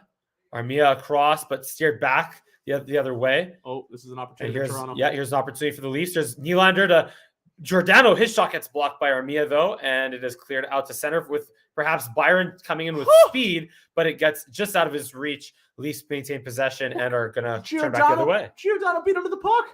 He dove out and hit the puck over his man. He had a step on Byron, though. He was there first. Here comes Mikheyev down the left wing. Mikheyev shot, but a nice save by Jake Allen, squeezing those pads together for a whistle. Is that another quality shot for Ilya Mikheyev? That one's not. The other one was, but that one's just a rush down the side and a quick shot. That's not necessarily a quality shot. But yeah, no, watch Giordano rush down the ice here. Look, that is good hustle. Yeah, that's what I'm saying. He by his man. Look at the old man go. Oh, my goodness. That's why I say Mark Giordano is like one of the, I think he is a very underrated defenseman. 31.9 kilometers an hour for a 38-year-old defenseman is quite impressive, I will say. Oh, my goodness. The only thing I will say this about Giordano from the Leafs perspective. The only thing I will say about Giordano from a Leafs perspective is if only he shot right. Yeah, okay. 100% agree with that. That's all I will say. As Schooneman goes to Edmondson and out, but too far out, actually makes its way down to Shalgren, so no icing there. Leafs get it out to center. Here's Engvall. Engvall will get it into the Habs zone, but it was offside at the Canadiens line. What's even more impressive with that play from Giordano? Giordano had the outside, he had the longer route to get to the puck and still got there first. Yeah, and Byron's a fast player. Byron's a speedy player. Byron had a few strides on him to start, the inside route, which is quicker. You're going on a shorter line to get there. And Giordano still beat him out. That was amazing. Shocking from the 38-year-old. You gotta love it if you're a Toronto fan to see that. What you don't love is the face-off percentage. Toronto has the number one face-off percentage in the NHL. It's got 37% tonight. They are, losing a lot of face-offs, or a lot more than usual tonight. The Canadiens have been solid. As a Hoffman throws it in behind the net, giving chase for Evans, but Lyubushkin gets there first. Here's Riley up to Bunting and all the way down the ice, but no icing. Yeah, here's Joel Edmondson. Backhand across to Romanov. And Evans is able to get out to center. Evans long stretch past the left wing to Hoffman. Hoffman in the corner for Evans. Evans shovels it ahead to Pitlick to the point. Romanov fakes a shot, now shoots, but right on to Eric Shalgren, who saw that all the way with no traffic in front. He covers it up for a whistle. You got it right, buddy. I was saying Shalgren. I said Kallgren twice, but I've been saying Shalgren more often than Kallgren. Yeah. Montreal's break, man, it's just like they had a 2-on-1 opportunity and just a bad pass and no speed to the puck led to it ended up leading to a turnover. They're just not getting any speed on these rushes, Mike. Or I think they have the speed. They just don't have the efficiency in terms of because if they're getting their passes lost in skates or out of reach or whatever it is, then that just slows down their rhythm in the neutral zone, which makes them look slower. But here's a good rhythm play in the neutral zone. Here's Suzuki to the left side in front, and they score! Wow. Backdoor to David Savard. What happened on that play? Who scored that? David Savard with his second goal in 3 games officially knots it up at 1 apiece. Ryan here is dumbfounded. I was just about to tell you they messed up this rush as well. I'm not sure what happens here. Savard just got back door and he got open. That's all. Very simple. Somebody left a man open there. Now it's tied indeed there, Randy. So that is a legit goal. So now we officially... I wanted to see who missed his man there. I can't see the screen. Oh, sorry. My bad. Oh, you're updating the score. That's fair. Go ahead. Yeah. Yeah. It's here. I'll back it up one more time for Ryan to see our replay here. It was Nylander got beat in front. All right. So we got a tie game here in Montreal between the Habs and Leafs. There goes the shot. And now Byron down the right wing. Exactly, because you jinxed it. Yeah, that's idiot. Has nothing to do with the effort. I don't care, but you're an idiot for jinxing your own team shutout. Shouldn't even bother trying. Anyway, Schumann to the net gets blocked by Simmons. We have a whistle coming up. I think a penalty coming up for the Leafs, so the Habs will get their first power play of the game. What happened here? I didn't see anything on the ice. Let's see what they get called here. Maybe it went offside. No. I said I think someone's going off for interference. We're over 3,000 likes, by the way, on the cast. Wow. Thank you so much, guys. Well, that moment I arrived, the Habs score. We got Sarah logging into our cast here on ColorCast. Welcome in, Sarah. What's up? It's okay. At least, again, we got some Leaf fans in the crowd here to support you there, Sarah. And you got Ryan, who's a Leaf fan, right next to me. So, yeah, don't worry. You're covered. Hello. Is this Sarah I know, or is this not a Sarah I know? Yeah, it's Sarah Anderson, of course. The one and only. Oh, yeah. The wonderful Sarah, of course. Anderson. Fellow Leaf fan. Oh. Yeah. Related to Frederick. No. Oh. No. Oh. Yeah. Sarah's Jewish, not Danish. Oh. It could be Danish Jewish, I guess, or Jewish Danish. Jewish Danish? Yeah. So Rogalach? Yeah, I was about to say it. Oh, you beat me to it. Oh, man. Stay on in the chat. Yeah. That's funny. Man.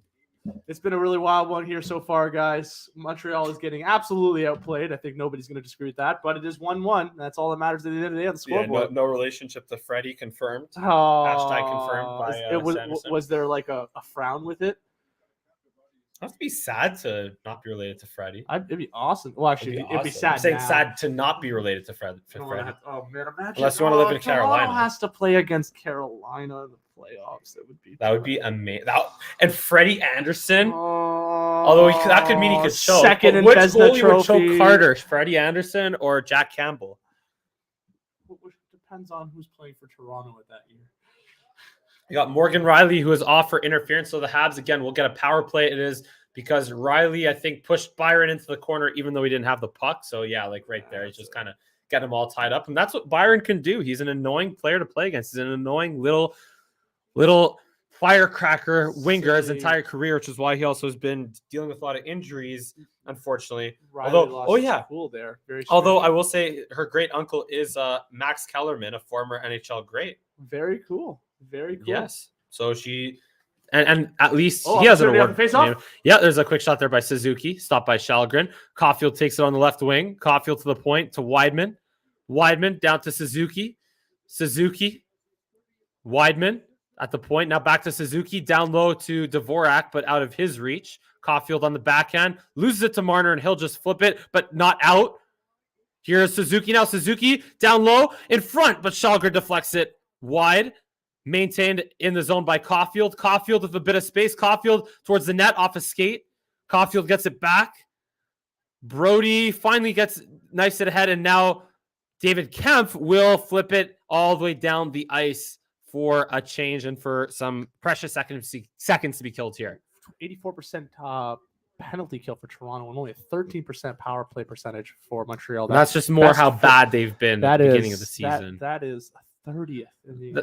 The Habs scored within seconds of their first power play last game. Here's Dauphin cutting to the net. How many teams are there again now?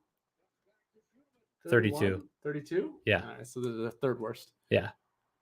Oh, and now here comes a shorthanded rush. A 4-on-2. Here's Mikheyev to the right side to Nylander. Quick shot. Allen the save, and he will cover it up for a rebound, for no rebound. What are you doing, Lyubushkin?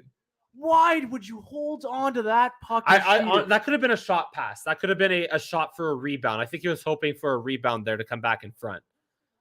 He had a man behind. He had two men he could have banked off for a one-timer behind him. That just shows that Lyubushkin's... he makes that awful shot instead. But also Corey Schooneman was covering the passing lane. He was doing a pretty good job taking away the passing lane. There was two men to block. Oh, terrible. Absolutely terrible. Terrible job by Lyubushkin there, ruining a 4-on-2 opportunity on a shorthanded kill. Let us know which movie you watched there, Sarah, in the cast. No worries on the or in the comment section of the cast. No worries on the late arrival. The Habs cannot quite get the second unit set up, and the Leafs send it right back down for more seconds to be killed off this power play with 4 skaters up front. Allen should have not covered the puck. But on a 4-on-2 there, Randy, you got to take the safe play and freeze it, honestly, because because you're not sure that those other 2 guys are going to get back in time. And if you try to push it forward, it's an aggressive play. Don't get me wrong, but I don't mind Jake Allen covering it there. Especially, and that will pretty much do it. He didn't have full rebound control there either. He wasn't like the way he was holding it. Like it was a smart play to squeeze there. Absolutely. So Tick Tick Boom. You ever hear of the movie Tick Tick Boom? Apparently in theaters. No, I know the song though by the Hives. I know that's a great song. But do check here's Evans by the way across the line in front, and a big save by Shalgren off of Paul Byron, who beat his man to the front of the net. Good work by Shalgren, just making himself big right in front of the player. Oh, telephone. Sorry about that. Tell Jordan to tune into the cast if he wants to talk to us. Actually, you know what? I can do that. You just let him know to tune into the cast, and that's how he'll reach us. There you go. He'll jump on the hot seat even and to talk to us if he wants. Evans will flip it into the zone. Shalgren out to play it, but he can't quite handle it. Lyubushkin there will take it on his right side in the corner. Riley to Blackwell, ahead to Lyubushkin, skating with speed through center. Lyubushkin throws it in front of the backhand, easily stopped by Allen. Rebound goes to the corner for Spezza. Spezza hacks away at it to Lyubushkin. Lyubushkin loses it to Lagesson. Lagesson gets it to Caulfield and out to center. Perhaps a chance for Suzuki. Suzuki coming in all alone, but stopped by Eric Shalgren on the backhand. Suzuki could not quite handle that, but Shalgren had to be sharp to stop Suzuki. He was caught in a rock and a hard place there. He had to decide whether he should go challenge and leave the net or stay back. He took a stride towards challenging it, then bailed back, which ended up being the right move because I think he didn't have a chance if he tried to go reach for that puck there. Here's Anderson in the left corner in the Leafs zone. Anderson being watched there by Brody. Still fighting there between Anderson, Brody, and Suzuki and Tavares. Hall joins the scrum there along the boards. Puck is still tied up. Finally, it's Tavares coming out with it, but he loses it to Pitlick, Rem Pitlick. Backhand pass, but intercepted by Brody. And a long stretch pass is out of the reach of Nylander, taken by Romanov. Could have been a hook right there, but no but again, the refs have been. Oh, it's a Netflix film, not a. By the way, Tick Tick Boom. It's a Netflix film. Okay. So we'll check it out sometime, maybe. Yeah, it's a great song. Yeah, great. I was right, you were wrong. Oh, it's another song I was thinking of. I was thinking of Click Click Boom, by the way, not the Hives. Oh no, I'm thinking of the Hives. Oh, here comes Dauphin. All low to the shot. Shalgren the save. Big rebound is taken though by Tavares. Shalgren looks huge in net right now. Giving him some fat rebounds though. Giving some fat rebounds. And giving people no pass in front. Here's a shot, and it just goes wide to Shalgren's blocker side. I believe that was Pitlick rejoin the rush, or Hoffman rather. But either way, that stays out. The tables have turned so far. Montreal's been all over Toronto for the last 5 minutes. Now here's Wideman, the crowd getting into it as well. Schooneman fakes the shot, and a pass and a shot there by Pitlick. Goes wide, rebound is loose in front, but Hoffman could not hack that in. And another shot there by Wideman goes over the net. The Habs buzzing here until finally Mikheyev will skate it out to center with speed. And Mikheyev banks it ahead into the corner. Pass in front, no one home for Toronto except Pitlick. What a play by Mikheyev. Oh my goodness. How did he get that pass off? There was nobody there, but man, that was such a smart play. Quick shot there by Engvall. Okay. Handled there by Jake Allen. A lot of action there, Ryan. Sorry about that. But yeah, so much action. Okay. And we'll get a whistle to the right of Jake Allen after all of that. So let's try to unpack all of that. On that last opportunity there, Mike, I think that Shalgren almost knocks it in with his own leg here. Look at this. And it hits off of his inside leg. He almost banked it off into his own net. It was the most fortuitous bounce for Toronto and the most gratuitous bounce for Montreal. And hits him in the inside leg. Is it the other way around? I don't think so. Maybe. Whatever. Anyways. Fortuitous is fortune. Oh, okay. Right? Or is it the other way around? Isn't gratuitous thankful? Yeah, we gotta look this up. Go ahead. I'll look this up as you. Yeah. Anyways, and it was just absolutely pure, that was a pure luck save there. Gratuitio, eh? I thought it would auto spell for me. Anyway, that's uncalled for. Yeah. Okay. Never mind. Uncalled for, lacking good reason. Okay. That's what it means. Yeah. English lessons. Okay. No, I got it. We're good. Yeah. Oh, you scared me for a moment. I thought I've been doing it backwards my whole life. Oh man, it was hard enough to find out that I've been putting my underwear backwards on my whole life wrong, but that would just be even well. If harder. You've been putting on your underwear backwards your whole life, doesn't that mean it's just maybe the right side for you and not backwards? It's a relative term. Wow, if you think of it, Wow, that is the deepest I've ever spoken with you in my life.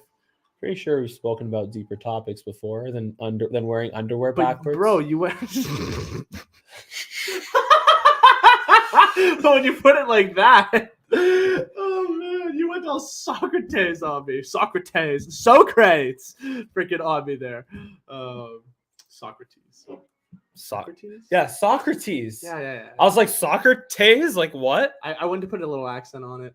Because they say Socrates. But it's not soccer. No. It's Socrates in freaking Bill and Ted's Excellent Adventure. Socrates. Anyway, we're thankfully back from commercial break, movie, so we can focus on. Tick Tick Boom is a great song, and I still don't know what year it is. What? I still don't know what year it is. Oh, we got action on the ice. Oh man. Here's Labushkin, who loses it to Dvorak. Dvorak up and out of the zone with Armia. Armia flips it ahead for Romanov, who has joined the rush, and that goes for icing because Romanov Armia did not clear center. No, because I think it's just arguing that they did not, that he's like, Romanov got there first, so it shouldn't be icing, even though I didn't cross center. I thought I saw him touch it. I thought he just touched it offside. No, I'm pretty sure it was just icing. It was an awkward point of view. It's football, not soccer. What's soccer? Sorry, Sarah. Face-off is won by Montreal. Edmondson will shovel it out to center for perhaps another icing. No, it gets waved off. Riley. They rim around pass to Matthews via Bunting, and Matthews just misses the net. And it goes all the way back to the Leafs zone. Dvorak in a battle with Marner for it behind the net. Armia joins in as well with Riley. Dvorak now dealing with both Riley and another Leaf there. The puck squirts its way out to Riley. Riley to Matthews and out. Edmondson there for the Canadians. Edmondson across to Romanov. Romanov waiting. Now we'll skate through center. Romanov will just backhand it into the zone. No Canadians there, though, except for TJ Brody. Going D to D to Justin Hall. Back to Brody. Brody now through center. Brody over the line. Mikheyev with a shot. Easily gloved down by Jake Allen, who saw that all the way. He'll force another whistle to his right. Sorry, I peered into the abyss there. I had flashbacks of Toronto. What kind of flashbacks? Don't ask. It's trauma, okay? I feel like, I was going to say, I feel like I want to know which flashbacks. Another opportunity for Mr. Matthews there on that shot. And Jake Allen, by the way, has 22 saves on 23 saves on 24 shots. He has had another solid game. He's been playing very well. Jake Allen. And we're over 4,000 likes, by the way. 617-4. We're over 4,000 likes on our cast here. Let's go, buddy. Let's go. Thanks for all the love and support, folks. Really appreciate it. And Brody with a quick shot. Allen gives up a rebound. It's loose. Another shot. Allen makes a nice save there on Justin Hall off of the follow-up rebound. 26 shots on net now, Mike. Unbelievable. Toronto just keeps on firing on them. I mean, that's Toronto's game. They've been shooting 30. If they don't shoot 30 shots on net by the end of the day, it's a bad day. So, like, I just find Allen looks so calm. He's just not really. He's just not really doing any extra unnecessary movements. He's just been really. Listen, Jake Allen in his prime was unstoppable. He wasn't unstoppable. Like he was one of the best goalies in hockey when he was. Oh, here's a breakaway! Oh, Caulfield is just out of his reach. He still gets to it. Caulfield waits. Caulfield waits too long. Still with it. We got a penalty coming up for Toronto. Caulfield drops it off for Weidman. Weidman to the left side. Here's Edmondson. I think that was a set face-off, by the way. Edmondson, or Schooneman, rather. And it's gloved there by Toronto. And here comes the penalty. I think it's Blackwell going off for a hook or a trip on the back check. Yeah, this is just a stupid. It's a set face-off, I think, or no block. I don't think he doesn't realize that Caulfield. Like, he's got his head down. He's just spurring. Oh, maybe not. Yeah. Oh, this is. Oh, Hall. That pass by Josh Anderson, though, Hall just missed out a man for no reason. Yeah. Absolutely brainless from Hall. What was that? Oh, get him off the team. Get him off the team, Keith. Oh, my goodness. Sorry, I can't complain about Hall enough. That was terrible. He just walked up and hit a man. That's it. He just walked up and hit a man. That was ridiculous. It could have maybe been accidental. I mean, it looks like that in slow motion, but either way, the Habs win the ensuing faceoff. Here's Suzuki walking in. Suzuki delays. Back to Weidman to Caulfield. He shoots. Oh, just over the net from his favorite one-time spot. The puck rolls all the way down back to the Canadian zone. You know, Mike, you give him the benefit of the doubt and say maybe he didn't see him there. That's fair. But then where's his spatial awareness and play awareness? What's he doing over there? Like, what was all that? It's in space. It's in the abyss with the rest of Toronto's memories of their hockey woes over the last decade. And by the way, Caulfield wants that one-timer back. I want to see by how much he missed that, because he was in his favorite one-timer spot, but just missed the net. It's the grace of God, Mike. That's what it was. God looks out for the good guys. Then how go Leafs, go Leafs. You know what? I won't say anything. I won't say anything. They haven't won. It's too easy. It's too easy. I got to be more creative. You know. Although you can't walk yourself right into those jokes, but anyway. That one was Here comes Caulfield in all alone. Caulfield score! No, he missed the net. I swear to God that went in. I swear to God that went in. Like, I thought it was too. Here's Caulfield again, though. Caulfield shoots, he scores this time. This time, Cole Caulfield gives the Canadians the lead on the power play. Oh, my God. I can't wait to see the replay of your face on the first one, though. That was really funny. I was like, I swear to God that went in. I could not believe he missed that first one. I thought that, like, he beat Shalgren, but it went over the net. But then he made no mistake on that second opportunity, rifling it over the right shoulder of Shalgren to make this a 2-1 game.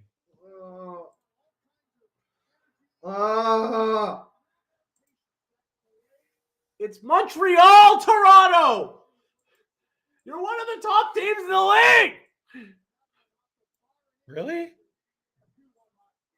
You call being in the wild card spot in the East one of the top teams in the league? Okay, buddy. Look at the record. Okay, that's a low blow, and you know it. Just saying. Has nothing to do with the team. This division is ridiculous.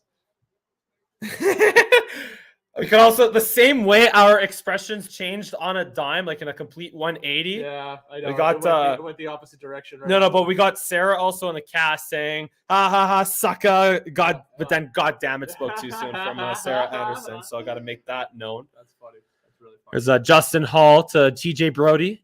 Brody flips it out to center. Nice long pass across to Bunting.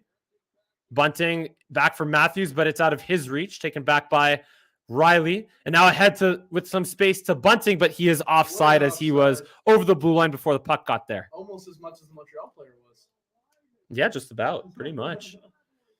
Look at the Leaf fan there in the front row, just right to him. Thumbs down in Caulfield. Give each other a smile. They like to see yeah. They like to see that.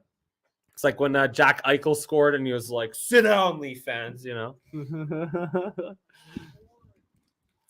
And now Vegas, now that they have Jack Eichel, they're, not doing so well. It's very strange. Yeah. It's almost like, I mean, I feel like at some point Vegas is going to be good enough with Jack Eichel to be good. No, Eichel's playing fine too. It's not because of Eichel. But he just does it like everywhere. It just seems like he's sucked in Buffalo for so long. Yeah, we got some little pushing and shoving on the whistle there on the face. Nasty on Kerfoot. He got an elbow to the face there, but no call. Yeah. Here's Labushkin, long pass ahead, ends up to Tavares. Tavares to Mikheyev down the left wing with more speed. Mikheyev shot, stopped by Allen. Rebound is loose in front, but Tavares was tied up. Yeah, he couldn't touch it. And now here comes Dauphin with speed down the right wing as that is just out of his reach. Byron had the right idea to push it forward for him, but Dauphin couldn't quite get to it. Another great opportunity for Mikheyev as well. That's his third of the night where he had a great chance. Now here's Kerfoot over the Habs line. Kerfoot across to Labush, to Mikheyev rather. 22 seconds to go in the period. Dauphin ahead to Byron. Byron gets it out to center. Now 15 to go. Riley will send it across to Kerfoot or Giordano. Now here's Riley over the line. His shot gets blocked and cleared out of the Canadian zone. And that will pretty much do it here in the second period. It is 2-1 after 40 minutes for the Canadians after a power play goal from Cole Caulfield, who, by the way, given his pace right now, I think 23 games or 23 points in 19 games under St. Louis, or 24 points in 19 games, he would be on pace for a 100-point season. Wow. That's a hell of a streak. I got to give him credit for that. Nice but given how he had 8 points in the first 40, yeah, that's 1 goal and 7 assists. Hey, I mean, I'm glad the kid's working well. And I just am heartbroken that he has to find his stride during the Toronto games, or keep it going either in Toronto games. But 2-1 is the score after 2 for Montreal somehow after that unbelievable first period. And the third period, we got a big third period coming up. Lots of action. Don't you guys move an inch unless you're me, because I have to take a step away for another minute. I'll be right back, Mike. Yeah, sure thing. We'll get to the comments here on YouTube. Hypocrite. No. So here we got, I think my girlfriend Taylor here in the comment section is laughing at Caulfield missing twice, but then saying the Leafs are leafing. We got Randy Cole Caulfield, baby, indeed. I don't know what was more satisfying, Cole getting the goal or that Toronto fan. Yeah, disappointed on the glass like we mentioned before. That was pretty funny. Always fun to see disappointed Leaf fans, especially at the Bell Center when they spend, I mean, it's more expensive to buy Leafs tickets in Toronto than it is to buy Habs tickets in Montreal. But still, the fact that a lot of Leaf fans, they still have to spend money on the train and hotel to make their way to Montreal to watch a Habs-Leafs game and obviously buy their tickets. And especially if they're in the front row, they spend a lot of money. I'm sure they spent a lot of money to be in the front row. So the fact that Leaf fans at the Bell Center, whenever they're disappointed, they come into the Bell Center and the Habs home ice, or I could say, I'll just say it, our home ice. It's fun to see disappointed Leaf fans at the Bell Center. So, yeah. There's something else I want to say. I've forgotten. Anyway, yeah. It's an exciting game, honestly. Even though the Leafs were out possessing. Oh no, I'm not. I'm laughing at you thinking it was a goal. Yeah, yeah, that was classic. Because again, to be fair, just to give you an idea, we're watching it on this screen over here. Like we're basically watching both the game and the stream on the screen over here, right? So that's basically how we're watching the game, but it's a good setup. It's been that's basically how I've been watching all games for the last 2 seasons. I have to fix the camera. Darn it. One sec. Shouldn't have done that. Got a little carried away there, but it's all good. Or wait, no, what we could do is leave it like this. Yeah, sorry guys on the YouTube. We'll get this adjusted in a second. Because here's the thing, whenever I adjust my camera, maybe I'm a little bit too picky about this, and maybe it doesn't matter as much as I make it seem like it matters. I'll show you in a second. Just make sure it's standing okay here. There we go. So yeah. So I always like to have the who Dak to the question mark in the shot. You see that? Like I like that being in the shot.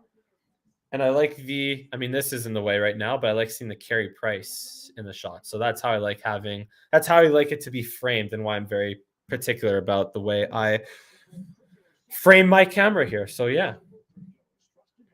And by the way, shout out to again my girlfriend Taylor, my lovely girlfriend, who has her wonderful Jays thumbnail there, and we'll be going to opening weekend together for the Jays next 2 weeks. Bless you. Thank you. Ryan sneezing from the washroom there. Surprised he's sneezing and not crying himself to sleep. I'm doing both. He's doing both. You hear that? He's doing both. He's both sneezing and crying himself to sleep. But we still have a lot of hockey left to be played, and it is only 2-1. And the Leafs are also, to their credit, very good at coming back from large deficits. So we'll see how it goes in the third period. And again, ultimately, the Canadians would be better off losing this game than winning this game. So as long as they finish bottom 3, they have at least a 10% chance of winning the draft lottery. But man, I want Shane Wright or Logan Cooley to be a Montreal Canadian very badly. Mike, I have some crazy news to bring you. What crazy news do you have? Oh, actually, first of all, you said big leads, big deficits they could come back from. It's a 1 goal. Get over yourself. Second of all, that's what I'm saying in general. So if they can come back from a multiple big deficits, they can come back from a 1 goal deficit. That's fair. The Toronto Raptors game has gotten canceled or suspended. There was a fire. It seems like nobody's been hurt. Is that why Jordan called us? Mm-hmm. It seems, as far as we know, nobody's hurt. But there was a fire at the game, and so let's get an update on that to make sure nobody's been hurt there. But there's been a fire at the Raptors game. Scotiabank Arena. Yeah, there was a firework hit. They're giving another 15 to 20 minutes as they try to sort this out. Obviously, everyone wants play to resume, but if it does, the game will be without fans in the building. Yeah. They kicked everybody out. Just looking at the update. So there was a firework that went up and it hit one of the speakers. Was it in the pregame? Because I know they have. We actually have Sanderson from MLSE in the cast here.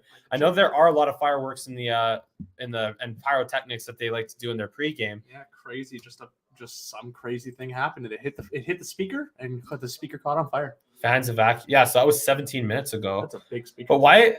I feel like it would have been in the pregame. Has been suspended, evacuation ordered. Yeah, this is wild. We're all just getting this news first right now, guys. Yeah. So we'll keep you posted on that for the Raptors game. We got all the firemen there. I mean, like it's not as bad as we might make it sound. Like it's just obviously some smoke. Mm-hmm. Didn't look like anyone was there. Yeah, Justin Bieber was just there performing. But I don't know. Pyrotechnics would be used. I think it might have been at halftime because Raptors were up big, 66-38. Well, hang on. So again, Sanderson, keep in mind this Habs-Leafs game is in Montreal, so it's the Raptors taking on the Pacers in Toronto. They're at Scotiabank Arena. Yeah. So I think that's. But I would be surprised that would be happening about 17 minutes ago at halftime. And I hope our friend Jordan gets a refund on his tickets. And yeah, we can see the fire video circulating of a speaker fire. Obviously, the priority is making sure everybody gets out of there safely. Absolutely. It looks, again, initial reports, nobody's actually been hurt. It's just the fire was caught early. They saw it in the speakers. They evacuated everybody out of there. So that's probably... And also good news, Raptors were up big, 66-38. That is good news. So... how many points does Scotty Barnes have? I do not know. I did not check that out. But anyways, let's get back to hockey here, Mike. Yeah. No, Jordan's... Sorry, I'm so sorry. Jordan's on his way. He's going to be here in 10 minutes. He's going to text me. So you're going to actually have to go down and pick him up, and I will take care of the cast. Yeah, sure thing. I'll let you know when he texts me. So. Oh, maybe he'll join us here. He'll join us with Lauren. You join the cast? Yeah, why not? Maybe. Sure. We'll see. Sure. The more the merrier, right, exactly. Right, crew?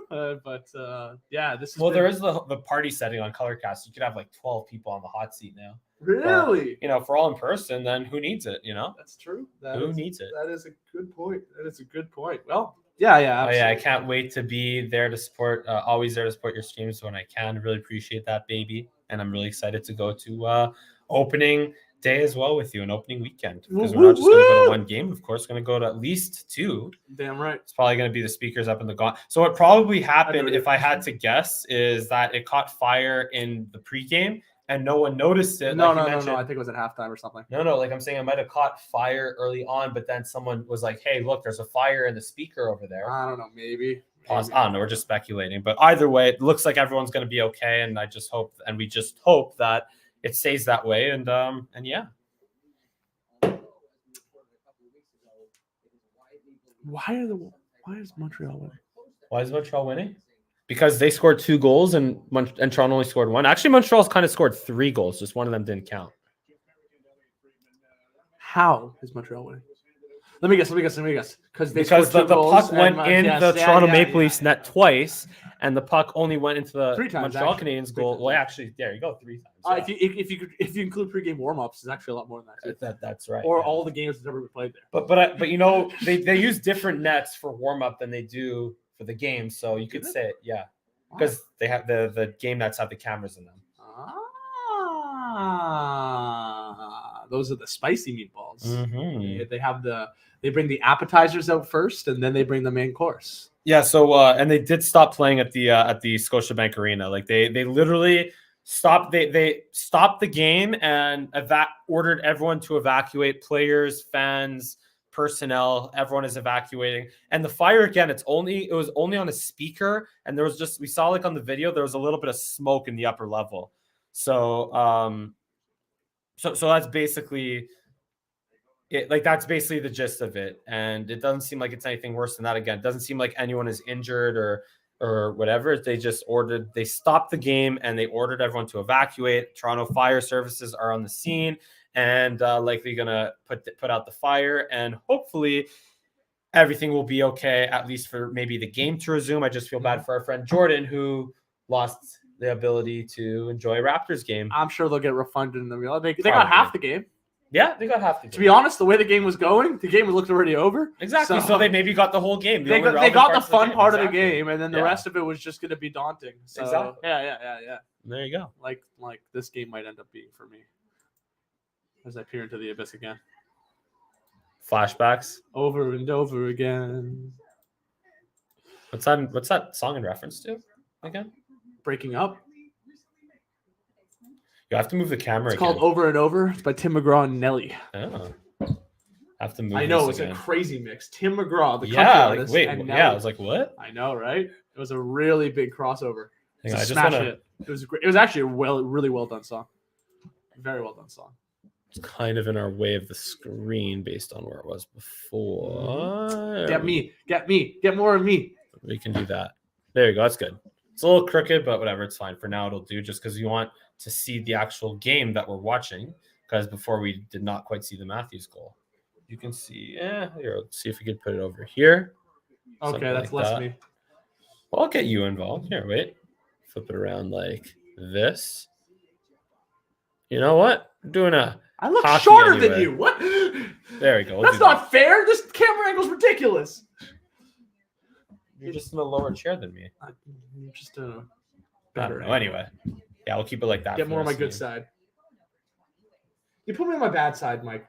How am I supposed to know which side's your good side and which side's your bad side? You've lived with me. Yeah, so All sides are my good side, baby. Yeah. After I said I had a bad side. you just said you have a good side and a bad side, and then I don't know. You're very contradictive of yourself. I love rock and roll, so put another dime in the jukebox, baby. I had 300 words on my paper earlier this afternoon, and you deleted it because you tried hacking into my computer. So first, why could you? I should just let you put a gorilla as my wallpaper again. I know. That's why'd you lock me out? I was just gonna make a Monche your background again. my thought process was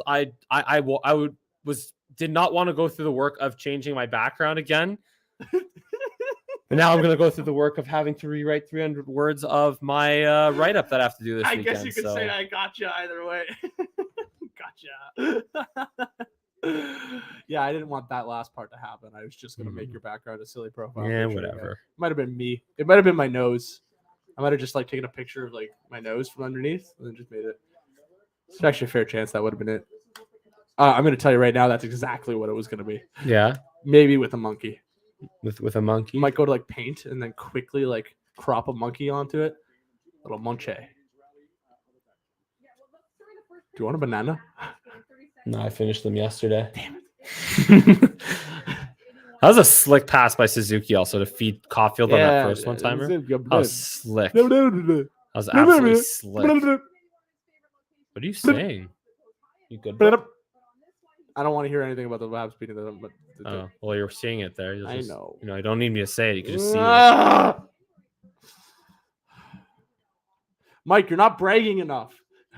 You keep on bragging about the history of the Leafs rather than what's happening right now. Sheldon, by the way, is logged in. He says monkey see, monkey do. That's a great comment, Sheldon. Yes, that is a great comment indeed.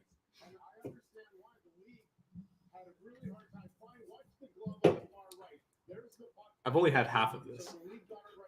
I've had the full of this. Mm-hmm. All right, we got a 2-1 game going into the third period for Toronto. I took away the ticket. The shots have drastically been in Toronto's favor. I think we had 28-14 or something like that. But it is still 2-1 for Montreal. Nonetheless, we have one. Matthews opened up the scoring in the first period, and then Savard followed by a Caulfield goal, I believe, was the Savard and Caulfield preceded by a Dvorak non-goal, which was obviously offside. Which were both were power play goals, if I recall correctly. No, only one of them was a power play goal. 27-15 are the shots in favor of Toronto. Off of Justin Hall randomly walking up to a person and tackling him. Yes. That was Justin Hall. Justin Hall. Rip. Freaking love you, man. Thank you so much for being on my team. Not. You good? What was that? You just did the Borat? I was filling in the blanks. The Borat? Pause not. I was filling in the blanks. I assume that you're not happy about Justin Hall. No. Very /S. That means sarcasm in internet lingo nowadays. Yeah. /S. Yeah. No cap. No cap means no sarcasm either, or like no joking. To get with the times. I know you're an old man now. I know. I'm older than you. He's a few months older than me. I know. I do feel like an old man sometimes, though.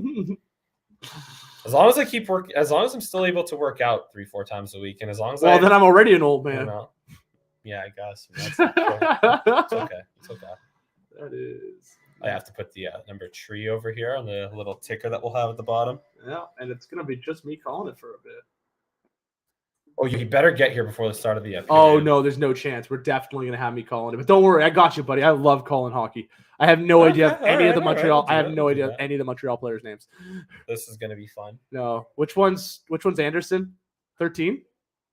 69. No, it's not. 17. Okay. I knew it was a 10 number. And then Caulfield's suit is not black. The suit is black. Oh, yeah.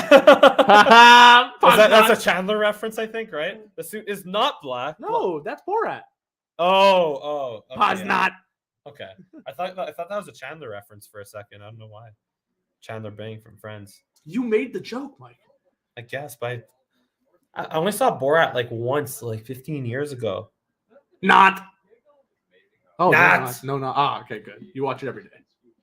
It's a good movie. No. It's a good movie. It's funny, but it's like I find. Did you watch Borat 2? No, I only saw Borat 1. What are you doing? And yes, I did make the joke, and clearly I didn't even get the joke that I made. But anyway, Goldie's here. Okay, I'm gonna go quickly. Ryan, you take over. Excuse me. Bring your. Oh, I guess you can't bring your phone. No. Mike's coming. They're in the lobby. All righty, folks. All right, good luck, Ryan. It is just Ryan on the mic now. Mike is getting his shoes on to go pick up a friend who had to evacuate the Toronto Raptors fire. Nobody has been hurt. No worries. Ay, caramba. Hey, vey. That was a little bit of a loud one there. How you all doing tonight in the comments there? Let's chat. I don't know. Let's see who I do and don't know. I've heard about Sarah Anderson, the one and the only. And then who else we got going on here? Let's see. We got Potato number 1. Very nice. We got user Ivanka, number 1 dad and happy place. How are you all doing? How are you enjoying the game so far? I already know what the answer is for all the Toronto fans, but what about the rest of you? I guess I should keep talking, eh? There's no back and forth here if it's just me. This is strange. This is new. This is an experience. This is one heck of an experience. Alrighty, well, we got the game just about to start up here, folks. Again, 2-1 for Montreal somehow, but we're about to get this next one underway. We got puck drop. It looks like we have the Matthews line against the 14 will be Suzuki line. Suzuki. Puck drop just coming over here for a moment. We got a nice action-packed third period coming up for you folks. Stay tuned and listen in because we're going to take you on one bumpy ride. Oh, there are new comments that I can't see because Mike's phone's all glitchy. I guess you guys are all talking. Actually, I could go on my COLORCAST. All right, the face-off is won by Toronto. It's dumped into the end there. Picked off by one of the Montreal defensemen. Back and forth behind the net. Montreal gains possession of the zone and then flips it out to center ice where it is. Oh, Anderson is the first to the puck there. And he has that puck stolen by Bunting, who flips it up and high. And it looks like it's off the glass and out. This is not going to be a penalty. This went off the glass first. We're going to have a face-off in the Toronto zone. Okay. I think I could do this.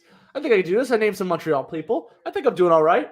How am I doing, guys? How am I doing? It's a start. I just hope they don't put the third line out. I don't know anybody past the first or maybe a couple of the second line for Montreal. This is fun. This is fun. I'm having a great time right now. Oh, I'm hearing an echo now. All right, faceoff is won by Montreal in the Montreal zone. Toronto looks like they're going to gain possession of it. No, they just lose, and it's at the half ice there. Taken by Montreal, scooped ahead past the blue line, but it is then lost possession. Justin Hall has it, passes it back to Brody, who then turns it over in the middle of the zone.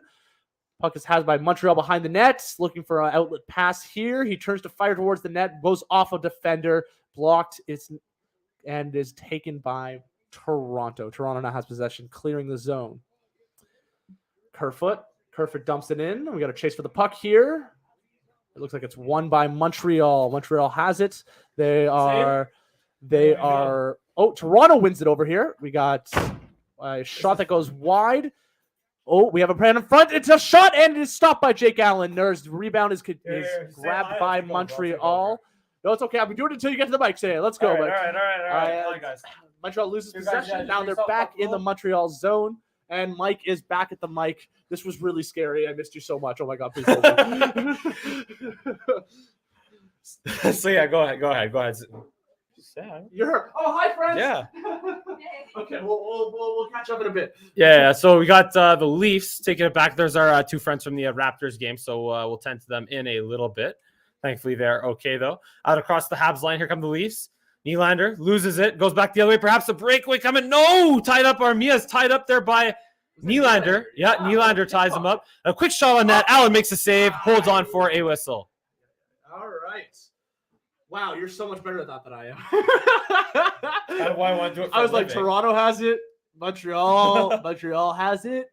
That one's Anderson. I know him. Yeah. Ryan, read the YouTube comments also. Yeah, so glad I'm not working at Scotiabank tonight. 2-1 lead, not enough. Well, fans are pissed. Yeah, we got two fans that were there behind us. I can't believe I trusted you, Ryan, with my channel. Here, come give us your comments on what. Yeah, here let's bring our we have some live Streeters here, our live audience from the Raptors game. What are your reports? Sir? What's your name? Well, this is Jordan Goldkind, Okay. reporting from the Uh-oh. Scotiabank Arena. I'm quite cheesed and whatnot. And, hopefully we get a refund. Thank you very much. Short and sweet, Jordan. Thank you. Short and sweet. You want to try, Lauren? No. Okay. All right. Love sports. Very cheesed. Very cheesed. How did this open again? Oops. Because you have clicked it, Mike. probably. It's probably how it happened. You're a boomer. I know. Not it's a bad thing, but you're a boomer. Yeah. Face-off percentage still 37% for Toronto. Very unorthodox for them this year. Yeah, and Suzuki, and there's Evans winning another one, but on it right away was Bunting. Edmondson takes it though. Edmondson will flip it out to center, ahead to Suzuki. Suzuki chips it ahead to Anderson, a little out of his reach. It was a good recovery play for him though. Giordano gets to first, and we do have a whistle at the line. Was it offside or a hand pass? We shall see. Maybe a penalty even come up for the Canadians. He's looking like he's reacting like it's a penalty here, Mike. I didn't see anything. Ryan, you need to get to your mom happy place. You need to get the names right when you're announcing. That's why it is a penalty. The first power play for Toronto on the night. Coming up here, Edmondson for a roughing call. I see Bunting go to the edge. Oh, let's see what happens. Bunting lays a nice little hit down on him there. A second one probably could have been called on Bunting here as well. Oh, he gets doubled up. Okay, that is an illegal hit there. Absolutely, that's the right call. That's right. A bit of a. I guess that's how Bunting, as an agitator, can draw those retaliation penalties. Bunting does. And this is a great chance for Toronto to tie this up here on the power play. Possession is Matthews down in the corner. Matthews waiting to Marner down low. Marner in front. Oh, off of Savard's skate. Now gets in front, but the shot is just wide there by Tavares. Tavares just taken back wide. Taken back by Riley at the point. Riley to Matthews. Matthews down low. Tavares in front, intercepted by Evans, and he will just pass it all the way down to the Leafs zone and go for a change. Allen was off balance on that play too, Mike. Because he didn't expect it to deflect off of David Savard. I know. He was off balance. That was a goal of Tavares. I don't think Tavares realized it was going to either, though, to be fair. But one of those bang plays as the Leafs get across the Habs line. Here's Marner. Marner being watched by Dvorak, goes to the point to Riley. Riley waits to Marner, shoots. Big save. Allen rebounds there. Tavares also stopped by Allen. Matthews couldn't quite get to it, and Christian Dvorak will clear it out and go for a change. Matthews realized way too late that he had to go to the backhand on that play, but he did not, and he loses possession because of it. Great work. Some good opportunities from that Toronto first power play line. Here comes the second one. So now Marner almost lost in a couple of skates there. Finally, the Leafs first one out still. They got Giordano in there, though, so you got a little bit of a change as the Habs are able to bank it off the glass and out to shave off some more seconds here on the power play. Surely we'll have a change here for Toronto for the second power play line coming up next. 16:13 on the clock here. We got 30 seconds left of the power play as Liljegren takes it out to middle ice. Here's Liljegren ahead to Spezza. Spezza to the left wing. Shot stopped by Allen. Rebound is loose, but covered up by Jake Allen. Bunting was still on. And we're saying Bunting is indeed very good at drawing those penalties as an agitator. Yes, he gets under the grill. He is one bad cookie. the enforcer role might be extinct, but the agitator role, of a player who can also be tough to play against between the whistles and after the whistles, is still very much commodity in the NFL as Schoeneman banks off the glass, and the Leafs only have about 12 seconds to work with here on the power play. Giordano through center to Spezza. Spezza over the Habs line. There's Kempf. Giordano to the net. Stopped by Allen. Rebound stopped by Allen. The other rebound is stopped by Allen, all by Spezza on the doorstep. And Edmondson is back. We're back to 5-on-5. Hockey kept in at the line by Liljegren. Throws it in the corner to Spezza in front and swiped away from the front of the net there as Pitlick now will skate with it out to center. Pitlick to Hoffman, but just out of his reach, and that goes the distance for an icing. And why don't our guests, Jordan and Lauren, y'all can tune into the cast also. You can tune in, chat. We can put... What? Doesn't have... He's on the phone. Oh, I see. Is it with Scotiabank Arena? Yeah, you're right. Oh, okay. That makes sense. Yeah, that is more important than tuning into our cast. Trying to get a refund for his tickets, of course. It's definitely not Scotiabank. It's definitely not. Either way. I think they have other issues to deal with right now. Oh, a shot is stopped by Jake Allen off of a possible deflection from the Savard's point been on from the ice David for Brody, almost- from TJ Brody. For 2.5 minutes, Savard has been on the ice. Still has not been able to change due to the icing. Savard can't get it out. Matthews holds it in again. And Savard There's is Schuenemann. still stuck in there. Schuenemann will now clear it out to center, and Brody knocks it down. That could have gone for icing. Perhaps it's a good thing that Yeah, Brody that knocked was. it down. I'm not sure what he was doing back there in the play. Oh yeah, come watch the game with us. Yeah, folks. for sure. You're live on YouTube, by the way. Say hi to the camera. Hello, YouTube. Oh, Mr. Silver. feel how You can take drink the if you want. the chair that's in the corner. Oh, Lauren. There's a stool. Take the stool from the kitchen. Stool? Yeah. I fucking hate stools. No swearing on YouTube. You can have a stool. Yeah, no swearing on YouTube. Got one of the first F-bombs here on Langer at the mic, but at least it wasn't from me. So yeah. It surprisingly, Yeah. right? Well, hey, I gotta maintain a level of professionalism when I'm live. You've been very so, professional. I gotta maintain that. It's very true. It's very true. Excuse me while I drink my non-alcoholic beverage. With what? Did you put a water in a Heineken can? No, it's alcoholic. I'm just Okay. not professional, apparently. Yeah, fair enough. Touche. Here's Labushkin being watched by Anderson. Labushkin, D to Morgan Riley. Labouche. That's a great name. Caulfield intercepts it. Now the point. Romanov's shot just goes wide. Here's Edmondson across to Suzuki. Back to Edmondson. Now to Romanov. Romanov to Josh Anderson. Anderson in the corner. Anderson being watched by two Leafs there. Leaves it for Suzuki across to Edmondson. Edmondson to the net. Deflected. It's in front, but Anderson, I think it went off his head, but he couldn't quite get to it in time to Could Leafs not clear. corral it. And you know what? Shalgren was flailing on that. He had no idea where the puck was. If Anderson was able to find that puck, that would have been 3-1 to Montreal. Fortunate for Toronto here. And now here comes 36 Byron. 15 on the shots, Mike. Oh my goodness. There's Byron being checked off by Giordano. Tavares comes out with it to Mikheyev, now to Kerfoot. Kerfoot flips it into the opposite corner, giving chase for Mikheyev.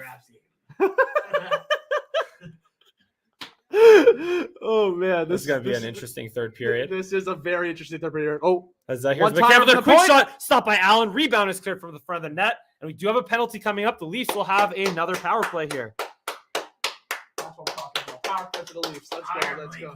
Let's go. The Leafs? Huh? Leafs, Mike? No, it's the Leafs, bro. What's the score? It's 2-1 2-1 Habs. Montreal. Well, I'm going to swear another one. Yeah, like you have. Well, at least the Oh, yeah, last game was here. good before you guys. Oh, yeah, Goldie. Right, what's it called? They're probably going to postpone the Yo, game. what's Yeah. up, But Sheldon Weisberg? Hey, Goldie. Just check my schedule. No goodies or free swag was handed out at the game. Well, You got free swag? I don't know. I get well, that's a good thing because You then, didn't get free anything. That's brutal. yeah, maybe that actually sucks because at least you could have got at the game was like free swag, you know.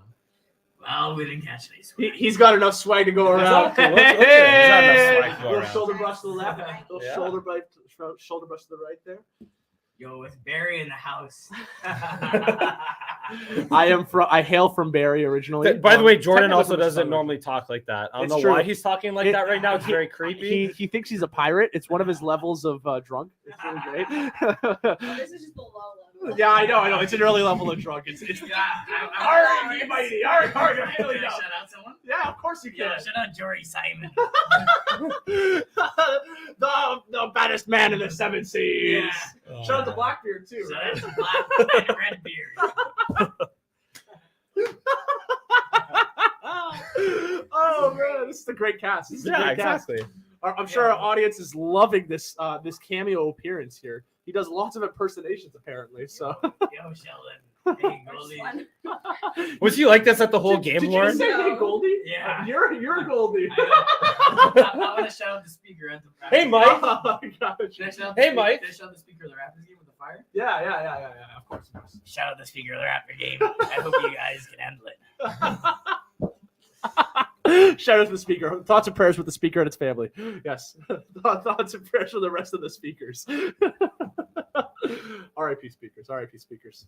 He means the actual like electric speakers. We're Yeah, not talking about actual, not people. Yeah, that do yes. speeches It's not like a that. person. I'm not making fun of somebody dying, guys. Yeah.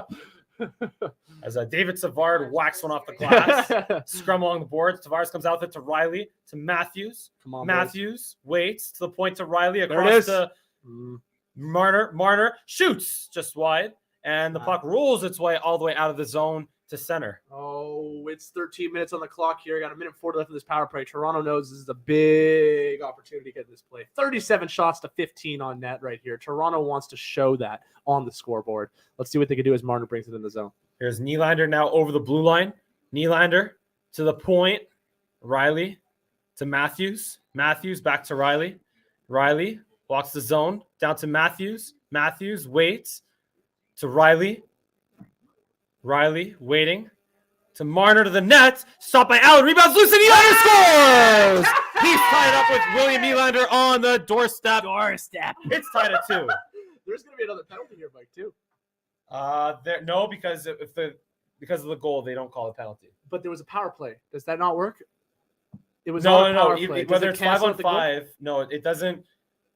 There won't be a penalty because whether it's 5 on 5 or 5 on 4, if there's a penalty upcoming and there's a goal scored, the penalty doesn't get called. Okay. Let's go, Leafs! Come on! Yeah. Both of you. Come here, Mike. Come on, high five. I'm not high-fiving Come you on, for Mike, that. high five. I'm not Buddy. high-fiving You're you ruining for the Leafs fun. goal. You're ruining the. I don't care. For the I don't viewers. care for the Leafs. For the viewers, there is a penalty. I told you. This is another penalty.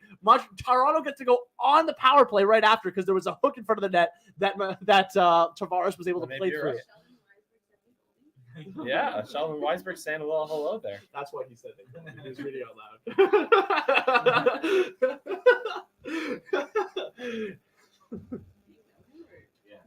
So Leafs will will indeed get another 2-minute power play to work with here.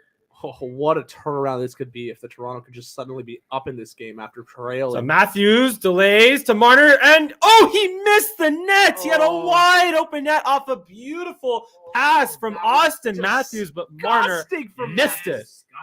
Disgusting from Matthews. Look at this. About the Canadians.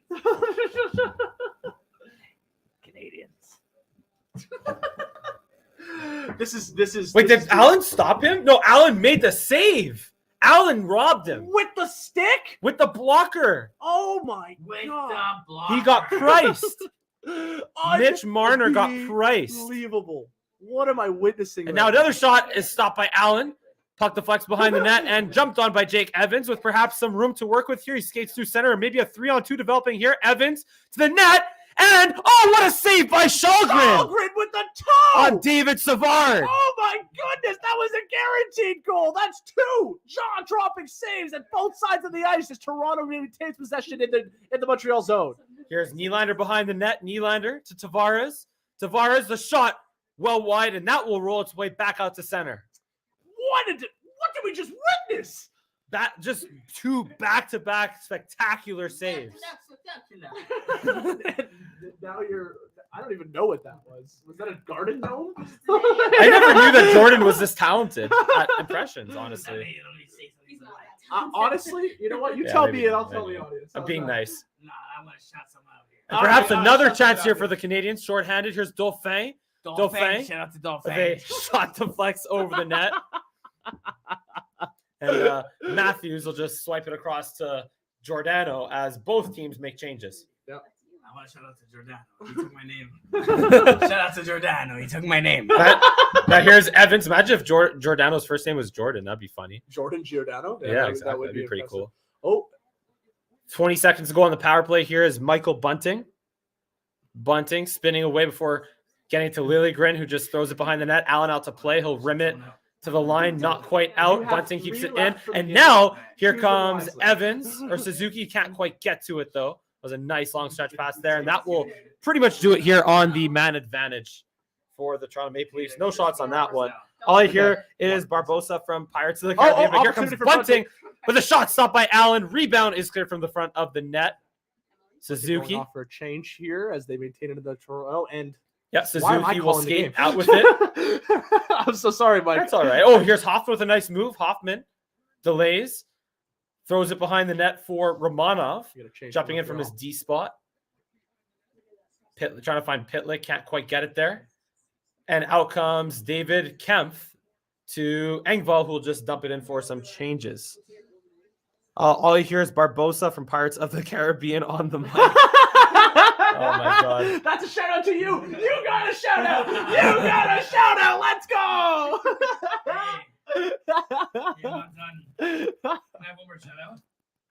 Next whistle, you get Next three. The whistle. rest, you get 3 the rest of the game. There's brother. 2 more commercials You get coming 3, but they got to be good ones, brother. They got to be good You ones. don't like this one. You like this? up. So it's a point. Quick shot. Allen the save. And it is taken by Hoffman, who will just bank it off the glass. And offside as it looked like Michael Bunting tried holding the zone, but he couldn't. And now we'll get a shout out from Jordan since we're at a commercial break. All right. Shout out to Chris Boucher from the Indiana Pacers. Chris Boucher is on the Raptors. Boucher. Oh, wait, there's a guy named Poussey. I don't know, but I like it. When at the game I thought they said Poussey, it was Chris Bissay or something like that. The speaker was on fire. It's- We couldn't yeah, catch it that's well. probably why, yeah. That's It probably- was a little hard to probably make. It was a little hard to make out there. Oh my Shout out god. to little boys. Flings. Man, I'm disappointed that I didn't realize that. Al- Okay. Oh, we welcomed Prince, by the way. Prince is a Leaf fan. Oh my god. Yeah. Prince, I thought you were dead. Not that Prince. Oh, okay. He's a good guy. Don't He is disrespect dead. Prince like that. He's a great What guy. do you Come mean? on. I bet Prince wishes he was Prince. Well, I don't everybody know. Let's wants put him to on be the hot Prince. seat. Does Prince wish that He he was was- the Prince? He got all the ladies and the men. Like, he got whatever you want. I want to know Prince. Huh? I want to know Prince. Well, you can. It's just he's kind of dead. Oh no, this Prince. Oh, this Prince? Is he the Fresh Prince? You the Fresh Prince? I would say They're doing a maybe he's the remake? fresher That's Prince. weird. It's already out. Is it? Yeah. Is it? It's called Bel Air. I know I haven't watched it. By the way, my dad has a photo with Chris It's actually Boucher, just I a think. story of Because Will. it's It's just gonna a be story shit. of Will. It's Oh, just it's like By the way, my dad, story. I remember he actually took a picture with Chris Boucher. Yeah, there you go. There's Prince on the hot He's seat. on the hot seat. You guys. Yes. Here. Redemption. Hey, Mr. Prince. we got Goldeye the Pirate here. Yeah.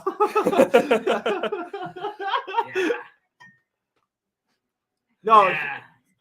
Well, they were again. We got our 2 friends, Jordan and Lauren, who are at the Raptors game, but we know what happened there. So now they're coming to join us on the kind of hot they seat for the Leafs almost game. died. Like, how do you feel like this near-death experience, guys? Well, Christmas Eve saved us. It's all good. They better make the playoffs. Yeah. Like if the Leafs don't make the playoffs, that would be a monumental I'm pretty collapse. sure Although then again, the Leafs Montreal's would be already capable of that. like eliminated. They have no chance of making the playoffs. already- Like little to they're no already chance of eliminated, making it. I know Yeah. redemption year though. I agree, buddy. I agree. This is the year. This is the year, right? This is the year.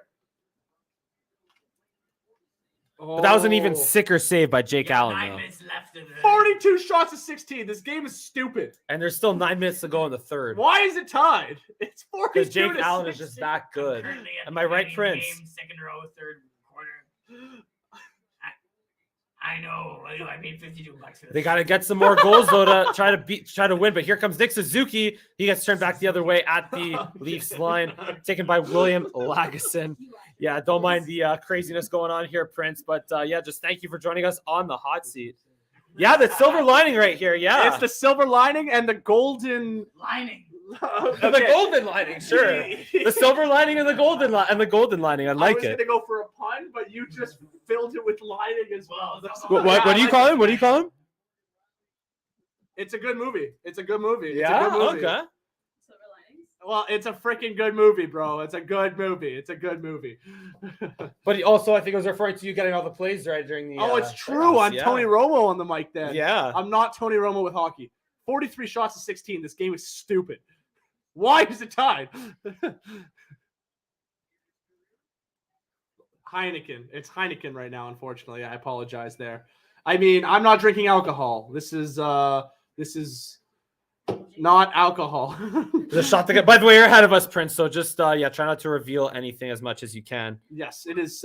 We got 8:26 on the clock where we are Yeah. watching here.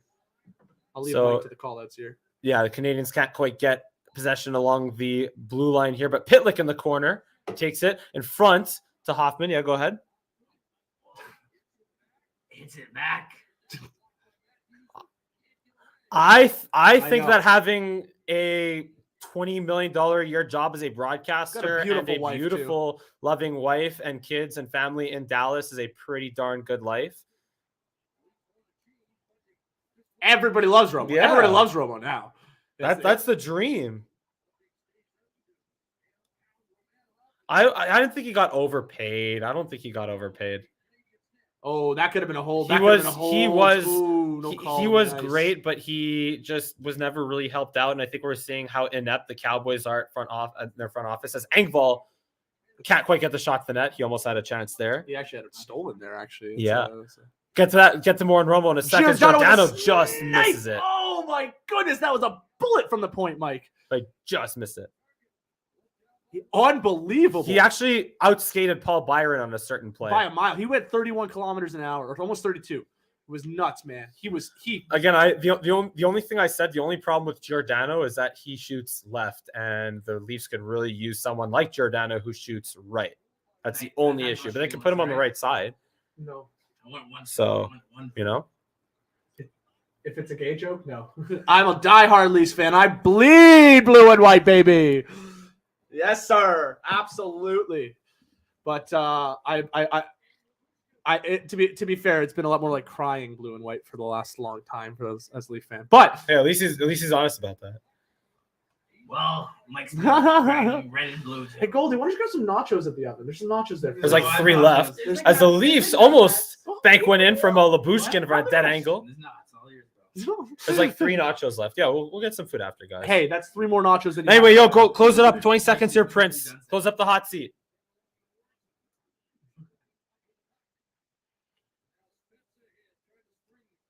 Absolutely, they're going to. Absolutely. Redemption, brother. Redemption. Well, thanks you for joining us on the hot seat, Prince. Join his hot seat. I'm going. We have a breakaway for Simmons. Simmons in all alone, but he gets poke checked from behind by Josh Anderson, and Jake Allen stopped that. No penalty there, of course, as Josh Anderson did a great job not to get penalty. Here comes Justin Hall, though. Justin Hall gets blocked by Schoenemann. Simmons takes it, though, behind the net. Simmons in front to Blackwell, but out of his reach. Jumping in from the point is Spezza. Spezza in front, gets blocked. Spezza still with it to the point. Brody across the hall. Hall.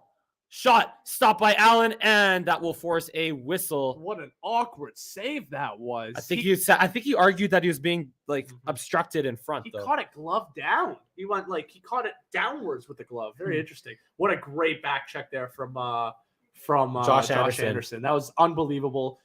Foiled an opportunity for Simmons to get on the board there. Good job by Simmons playing there, but that was all out of his control at that point. We got a hot hockey game here, tied at 2. And we got a hot chat between people saying "Go Habs, go Leafs." Go Leafs, we got the go YouTube baby! comments being lit up here. What a save by Allen, indeed. Again, goalies go from the back. No, they they're too didn't hear busy. me. See, they're not Yeah. real. See, You're they're not not real fans. You're not a real fan of the Leafs. Yeah, you're right. Is it me or does Chalgren's pads look like Reimer's old ones? They totally do because they're very similar Bauer pads. Ryan, you get a doctor to check your blood if you're bleeding blue. It's a very nice comment there by Sheldon. That's funny. Yeah, That's funny. definitely. Oh, Sanderson's requesting the mic. Ooh. Oh, we got another hot mic. Oh, we will always take a hot mic on the. What was our? The silver mic. That's our name. Silver mic, yes. Let's get Sanderson on the hot seat right here. The one, the only. I think I didn't time it right. I didn't time this right at at all. Oh, there she is. There's Sanderson. Ooh, Hello. Oh. Yeah. You are famous. You're YouTube famous right now. Yeah, you're ColorCast famous, and also you're reading your comments on YouTube. So I and guess, in our hearts and our minds. And ColorCast famous indeed. Have you ever experienced the fire at Scotiabank Arena in all the years that you've worked at MLSC?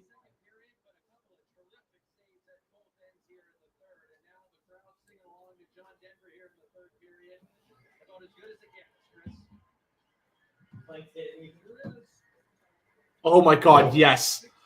Oh, they're straight fire. They're straight fire. It would totally set the place ablaze.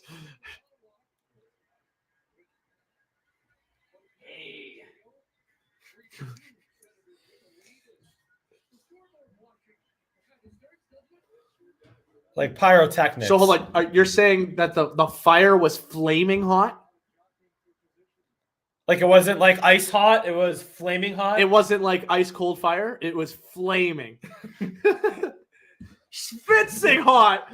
Oh, there you go. See, now that's a different type of hot. We right are there. on the same wavelength now, Yeah. Sanderson. I understand you fully.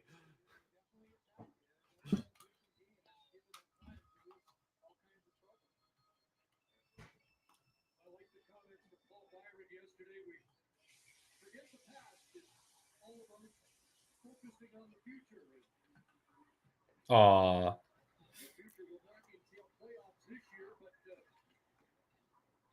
What was the encore?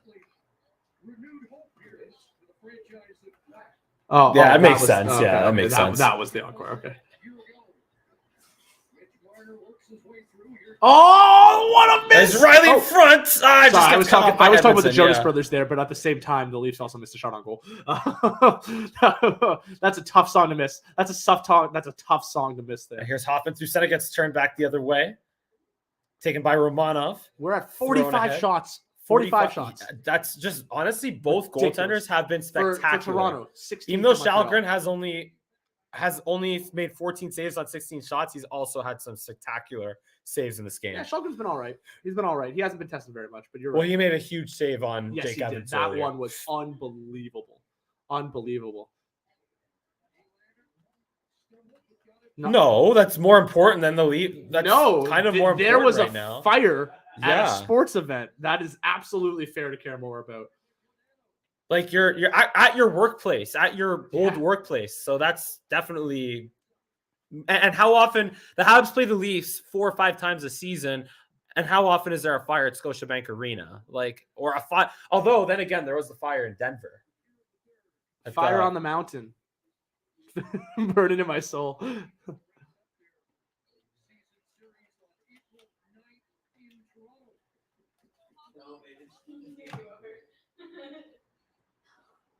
Fire. For the Leafs? Interesting. In the arena? Interesting. But that's a firework and that's ice. That melts. That's dangerous. I'm pretty sure the fire and the ice don't mix. Fire at any plus point. ice equal water. So is it a waterwork?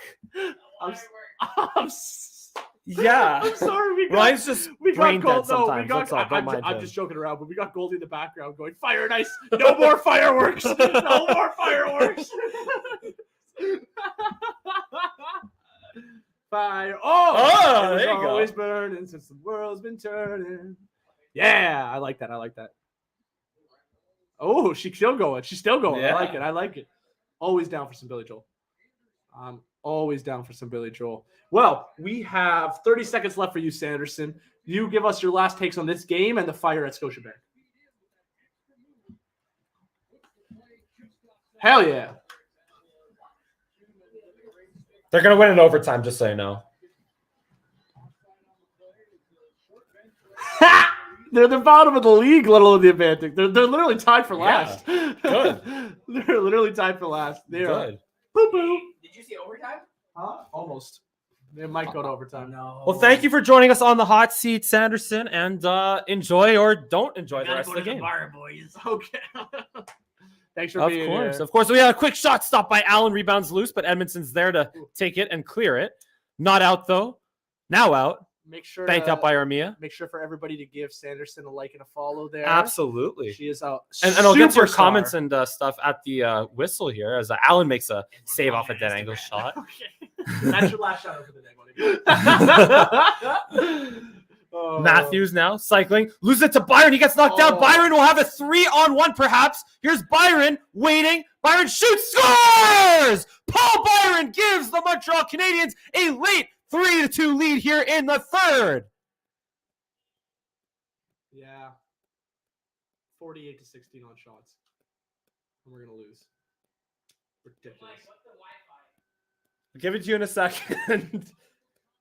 Oh, he didn't knock him over. He tripped him. Nah, that's fair. He tripped him. Yoel Armia with the He play. tripped him. I don't know. What do you mean? Look at the Matthews skates. is just soft. Look, watch the skates. He I freaking don't tripped know. them. Oh, Like he pushed him, No, But he's no, still- no. The other player, All right. Armia. Armia, that's what I'm saying. Like, look, let's go back. I'm backing it up a little bit here. I'm backing it up. I want no, Screw it. too far Just ahead. put it to the full. Put it modern. Put it live. Put it live. Wait. I don't think wanna we'll miss get the another shot here. We get another game. replay. I don't want look to miss the here. game. Yeah, we'll get there. Okay, never mind. Screw it. I'll put it back live. But either way,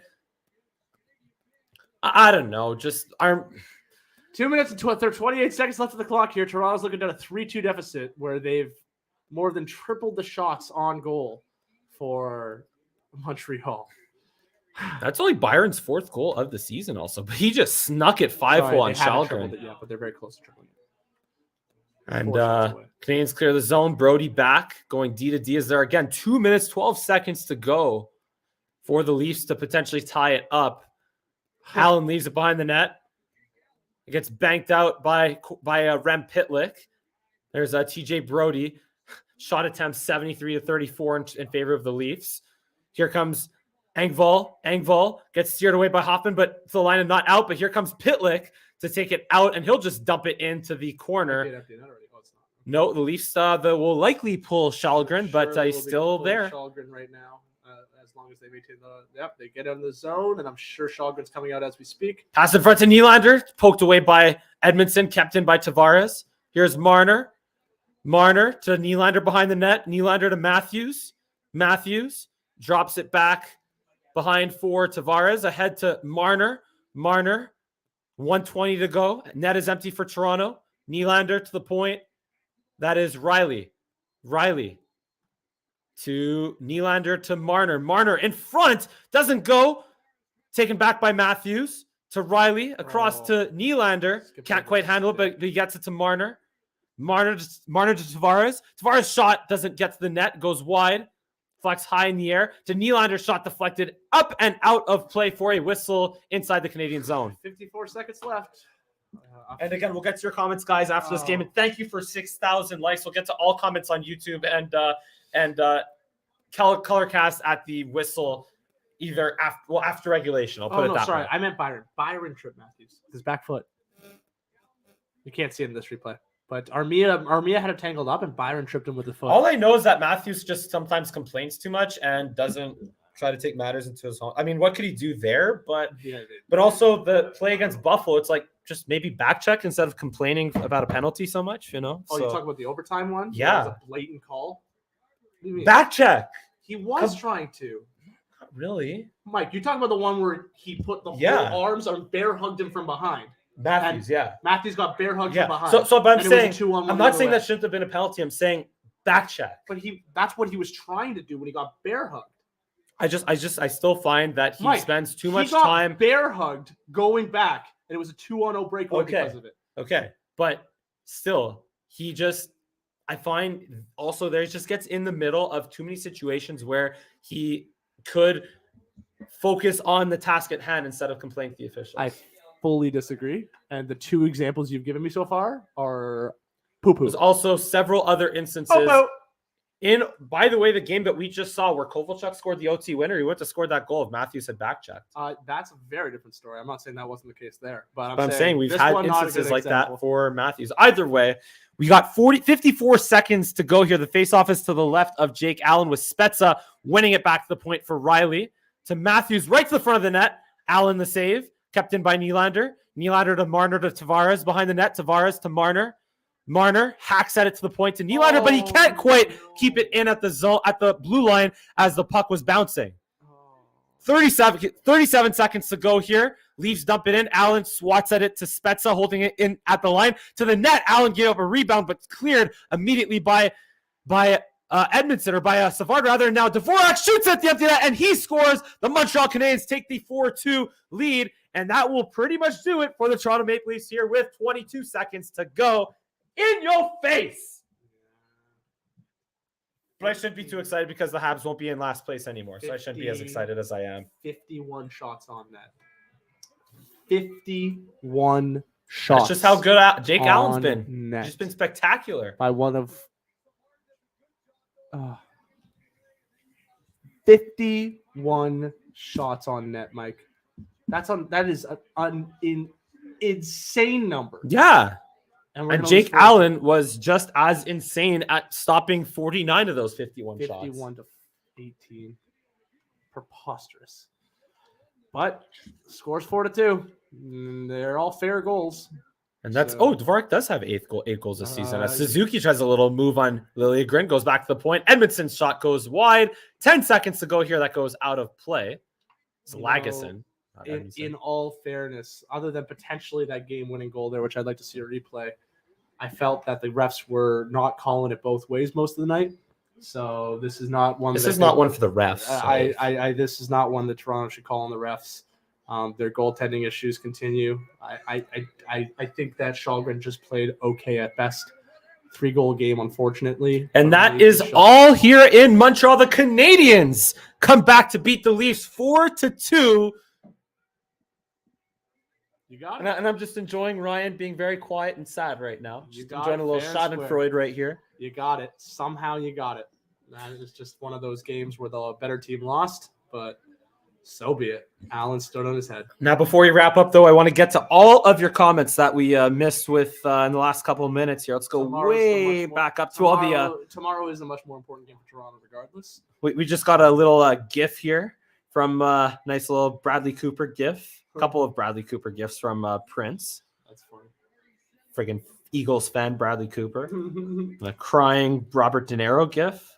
All right. Just wondering, what do I think of those black and blue Toronto? I like the black and blue jerseys. I don't like the Bieber marketing side of it. I actually love the Bieber ones. I don't. I think they're amazing. Live and Let Die. Yeah, I was actually just thinking about that in terms of pyrotechnics. Like, yeah, Live and Let Die. Paul McCartney would usually use pyros for Live and Let Die. We'll get to Silver Linings Playbook. Yes. Is that actually a movie? Or is that just again referring to you getting all the calls right? No, the something Linings Playbook. I think it's a Silver Lining Playbook. Yeah. Again, love the black and blue jerseys. Just again, don't 67, of course. Sorry, Sanderson. Woohoo! Yes, woohoo indeed. But the Habs aren't in last place anymore, so that is a boohoo. Yeah, that is a Habs win in regulation. 0 points for the Leafs after 50 shots. Indeed. Just ridiculous. That's just how great it's been for Jake Allen in this game. Yeah. Just got confirmation from Scotiabank. Sent it to your phone. I'll check it out after there, Sarah. Thank you. Bro, this is like Canada versus Belarus with the shots, but they still lose. Yeah. Or Canada versus Switzerland, I think, back in the day. Go Habs, go indeed. Belarus. Although Belarus is on Russia's side, I think, in the war. So I'm not going to say much more than that. St. Catherine Street, here we come with 25. Maybe next year. They're number one, Dad. As long as it's St. Catherine Street before Yonge Street. Exactly, number one, Dad. Haha. Just sorry, could not help it. Exactly. Excuses. Silver Ryan. Yeah. So now Ryan has the excuses. I haven't been making any excuses. Blame it on Romo. It's just blame it on Romo. It was a fair loss. It just sucked, man. That was Sandra Bullock. Yeah, Ryan got quiet. Yeah. Lol. Yeah, I did. And let's see your YouTube comments real quick over here. By the way, again, thank you guys for over 6,000 likes. You're so kind and generous, guys. In the cast. Almost done there, Jordan. Almost just done. A moment, buddy. We'll be right there. Ryan, one day your puns will fizzle out. You know what? I don't think they will. I'm gonna give you some love. I don't think I don't give a lot of puns. I like Ryan's puns. Yeah, I'm not a very pun-driven guy. So that's what I'm saying, Randy, and I can agree to some extent with Randy here. Like Matthews is soft like butter, and I just find when the going gets tough, you've seen Sidney Crosby stand up for himself, you've seen Ovechkin stand up for himself, but you don't see it enough from Austin. What are you talking about? So he's doing exactly what you're contradicting yourself. You're saying, does he not, or does he stick up for himself and complain about things like that? No. Like I'm saying, like he complains. I mean, Crosby complains also, but Crosby would fight. Matthews would let himself get ragdolled by Ben Sherratt and cross-checked, and he'll smile and look all, like whatever. Had one fight, right? You know? But like whatever. Like, shades of Game 3 versus Vegas, exactly where Vegas had like complete control in shots, but Montreal just squeaked one out. Although Shalgren didn't just completely give one away to Josh Anderson, who on the game winner. Yeah. Byron only played since January, and yeah, like that's how Byron has as few goals, and that is true. I guess that makes sense. Leafs are losing a lead. Wow, never heard of that happening. Yeah, sorry, baby. It's my girlfriend Taylor. 47 saves for Allen so far. Finished with 49 on the game. Matthews, again complaining. Sad face from Taylor. Byron, that was a great play. I mean, I guess Ryan here would say it's a questionable play, but it is what it is. Monty wouldn't stop that. To see the replay on that one. That one was a little cheeky. And that's where also, again, Jake Allen, and Carey Price, assuming all things, if this roster for the Canadians is just not, they don't have to be fully healthy because they weren't fully healthy tonight. But if they could get great goaltending that they have relied on, they can win in a proper season. Good to see you, Sheldon, as well. We got to catch up sometime, Sheldon. Absolutely. Matthews needs more aggressive. Exactly. Just needs to be a little bit more just like skill, goal scoring. Even I'd say some like two-way ability, but just needs to be more consistent from his two-way ability and just needs to be more aggressive as well. I would spend the night arguing till I'm blue in the face. But we're going to wrap things up here on our cast. Thank you so much for tuning in onto this, onto both our casts here on ColorCast and on Langer at the Mic /YouTube. From Silver Lining, I'm yours truly. I guess that makes sense. I'm Mike Langer, yours truly. The Montreal Canadiens beat the Leafs 4-2. But once again, thank you so much for joining. And I look forward to seeing you again next time. Have a wonderful day, guys.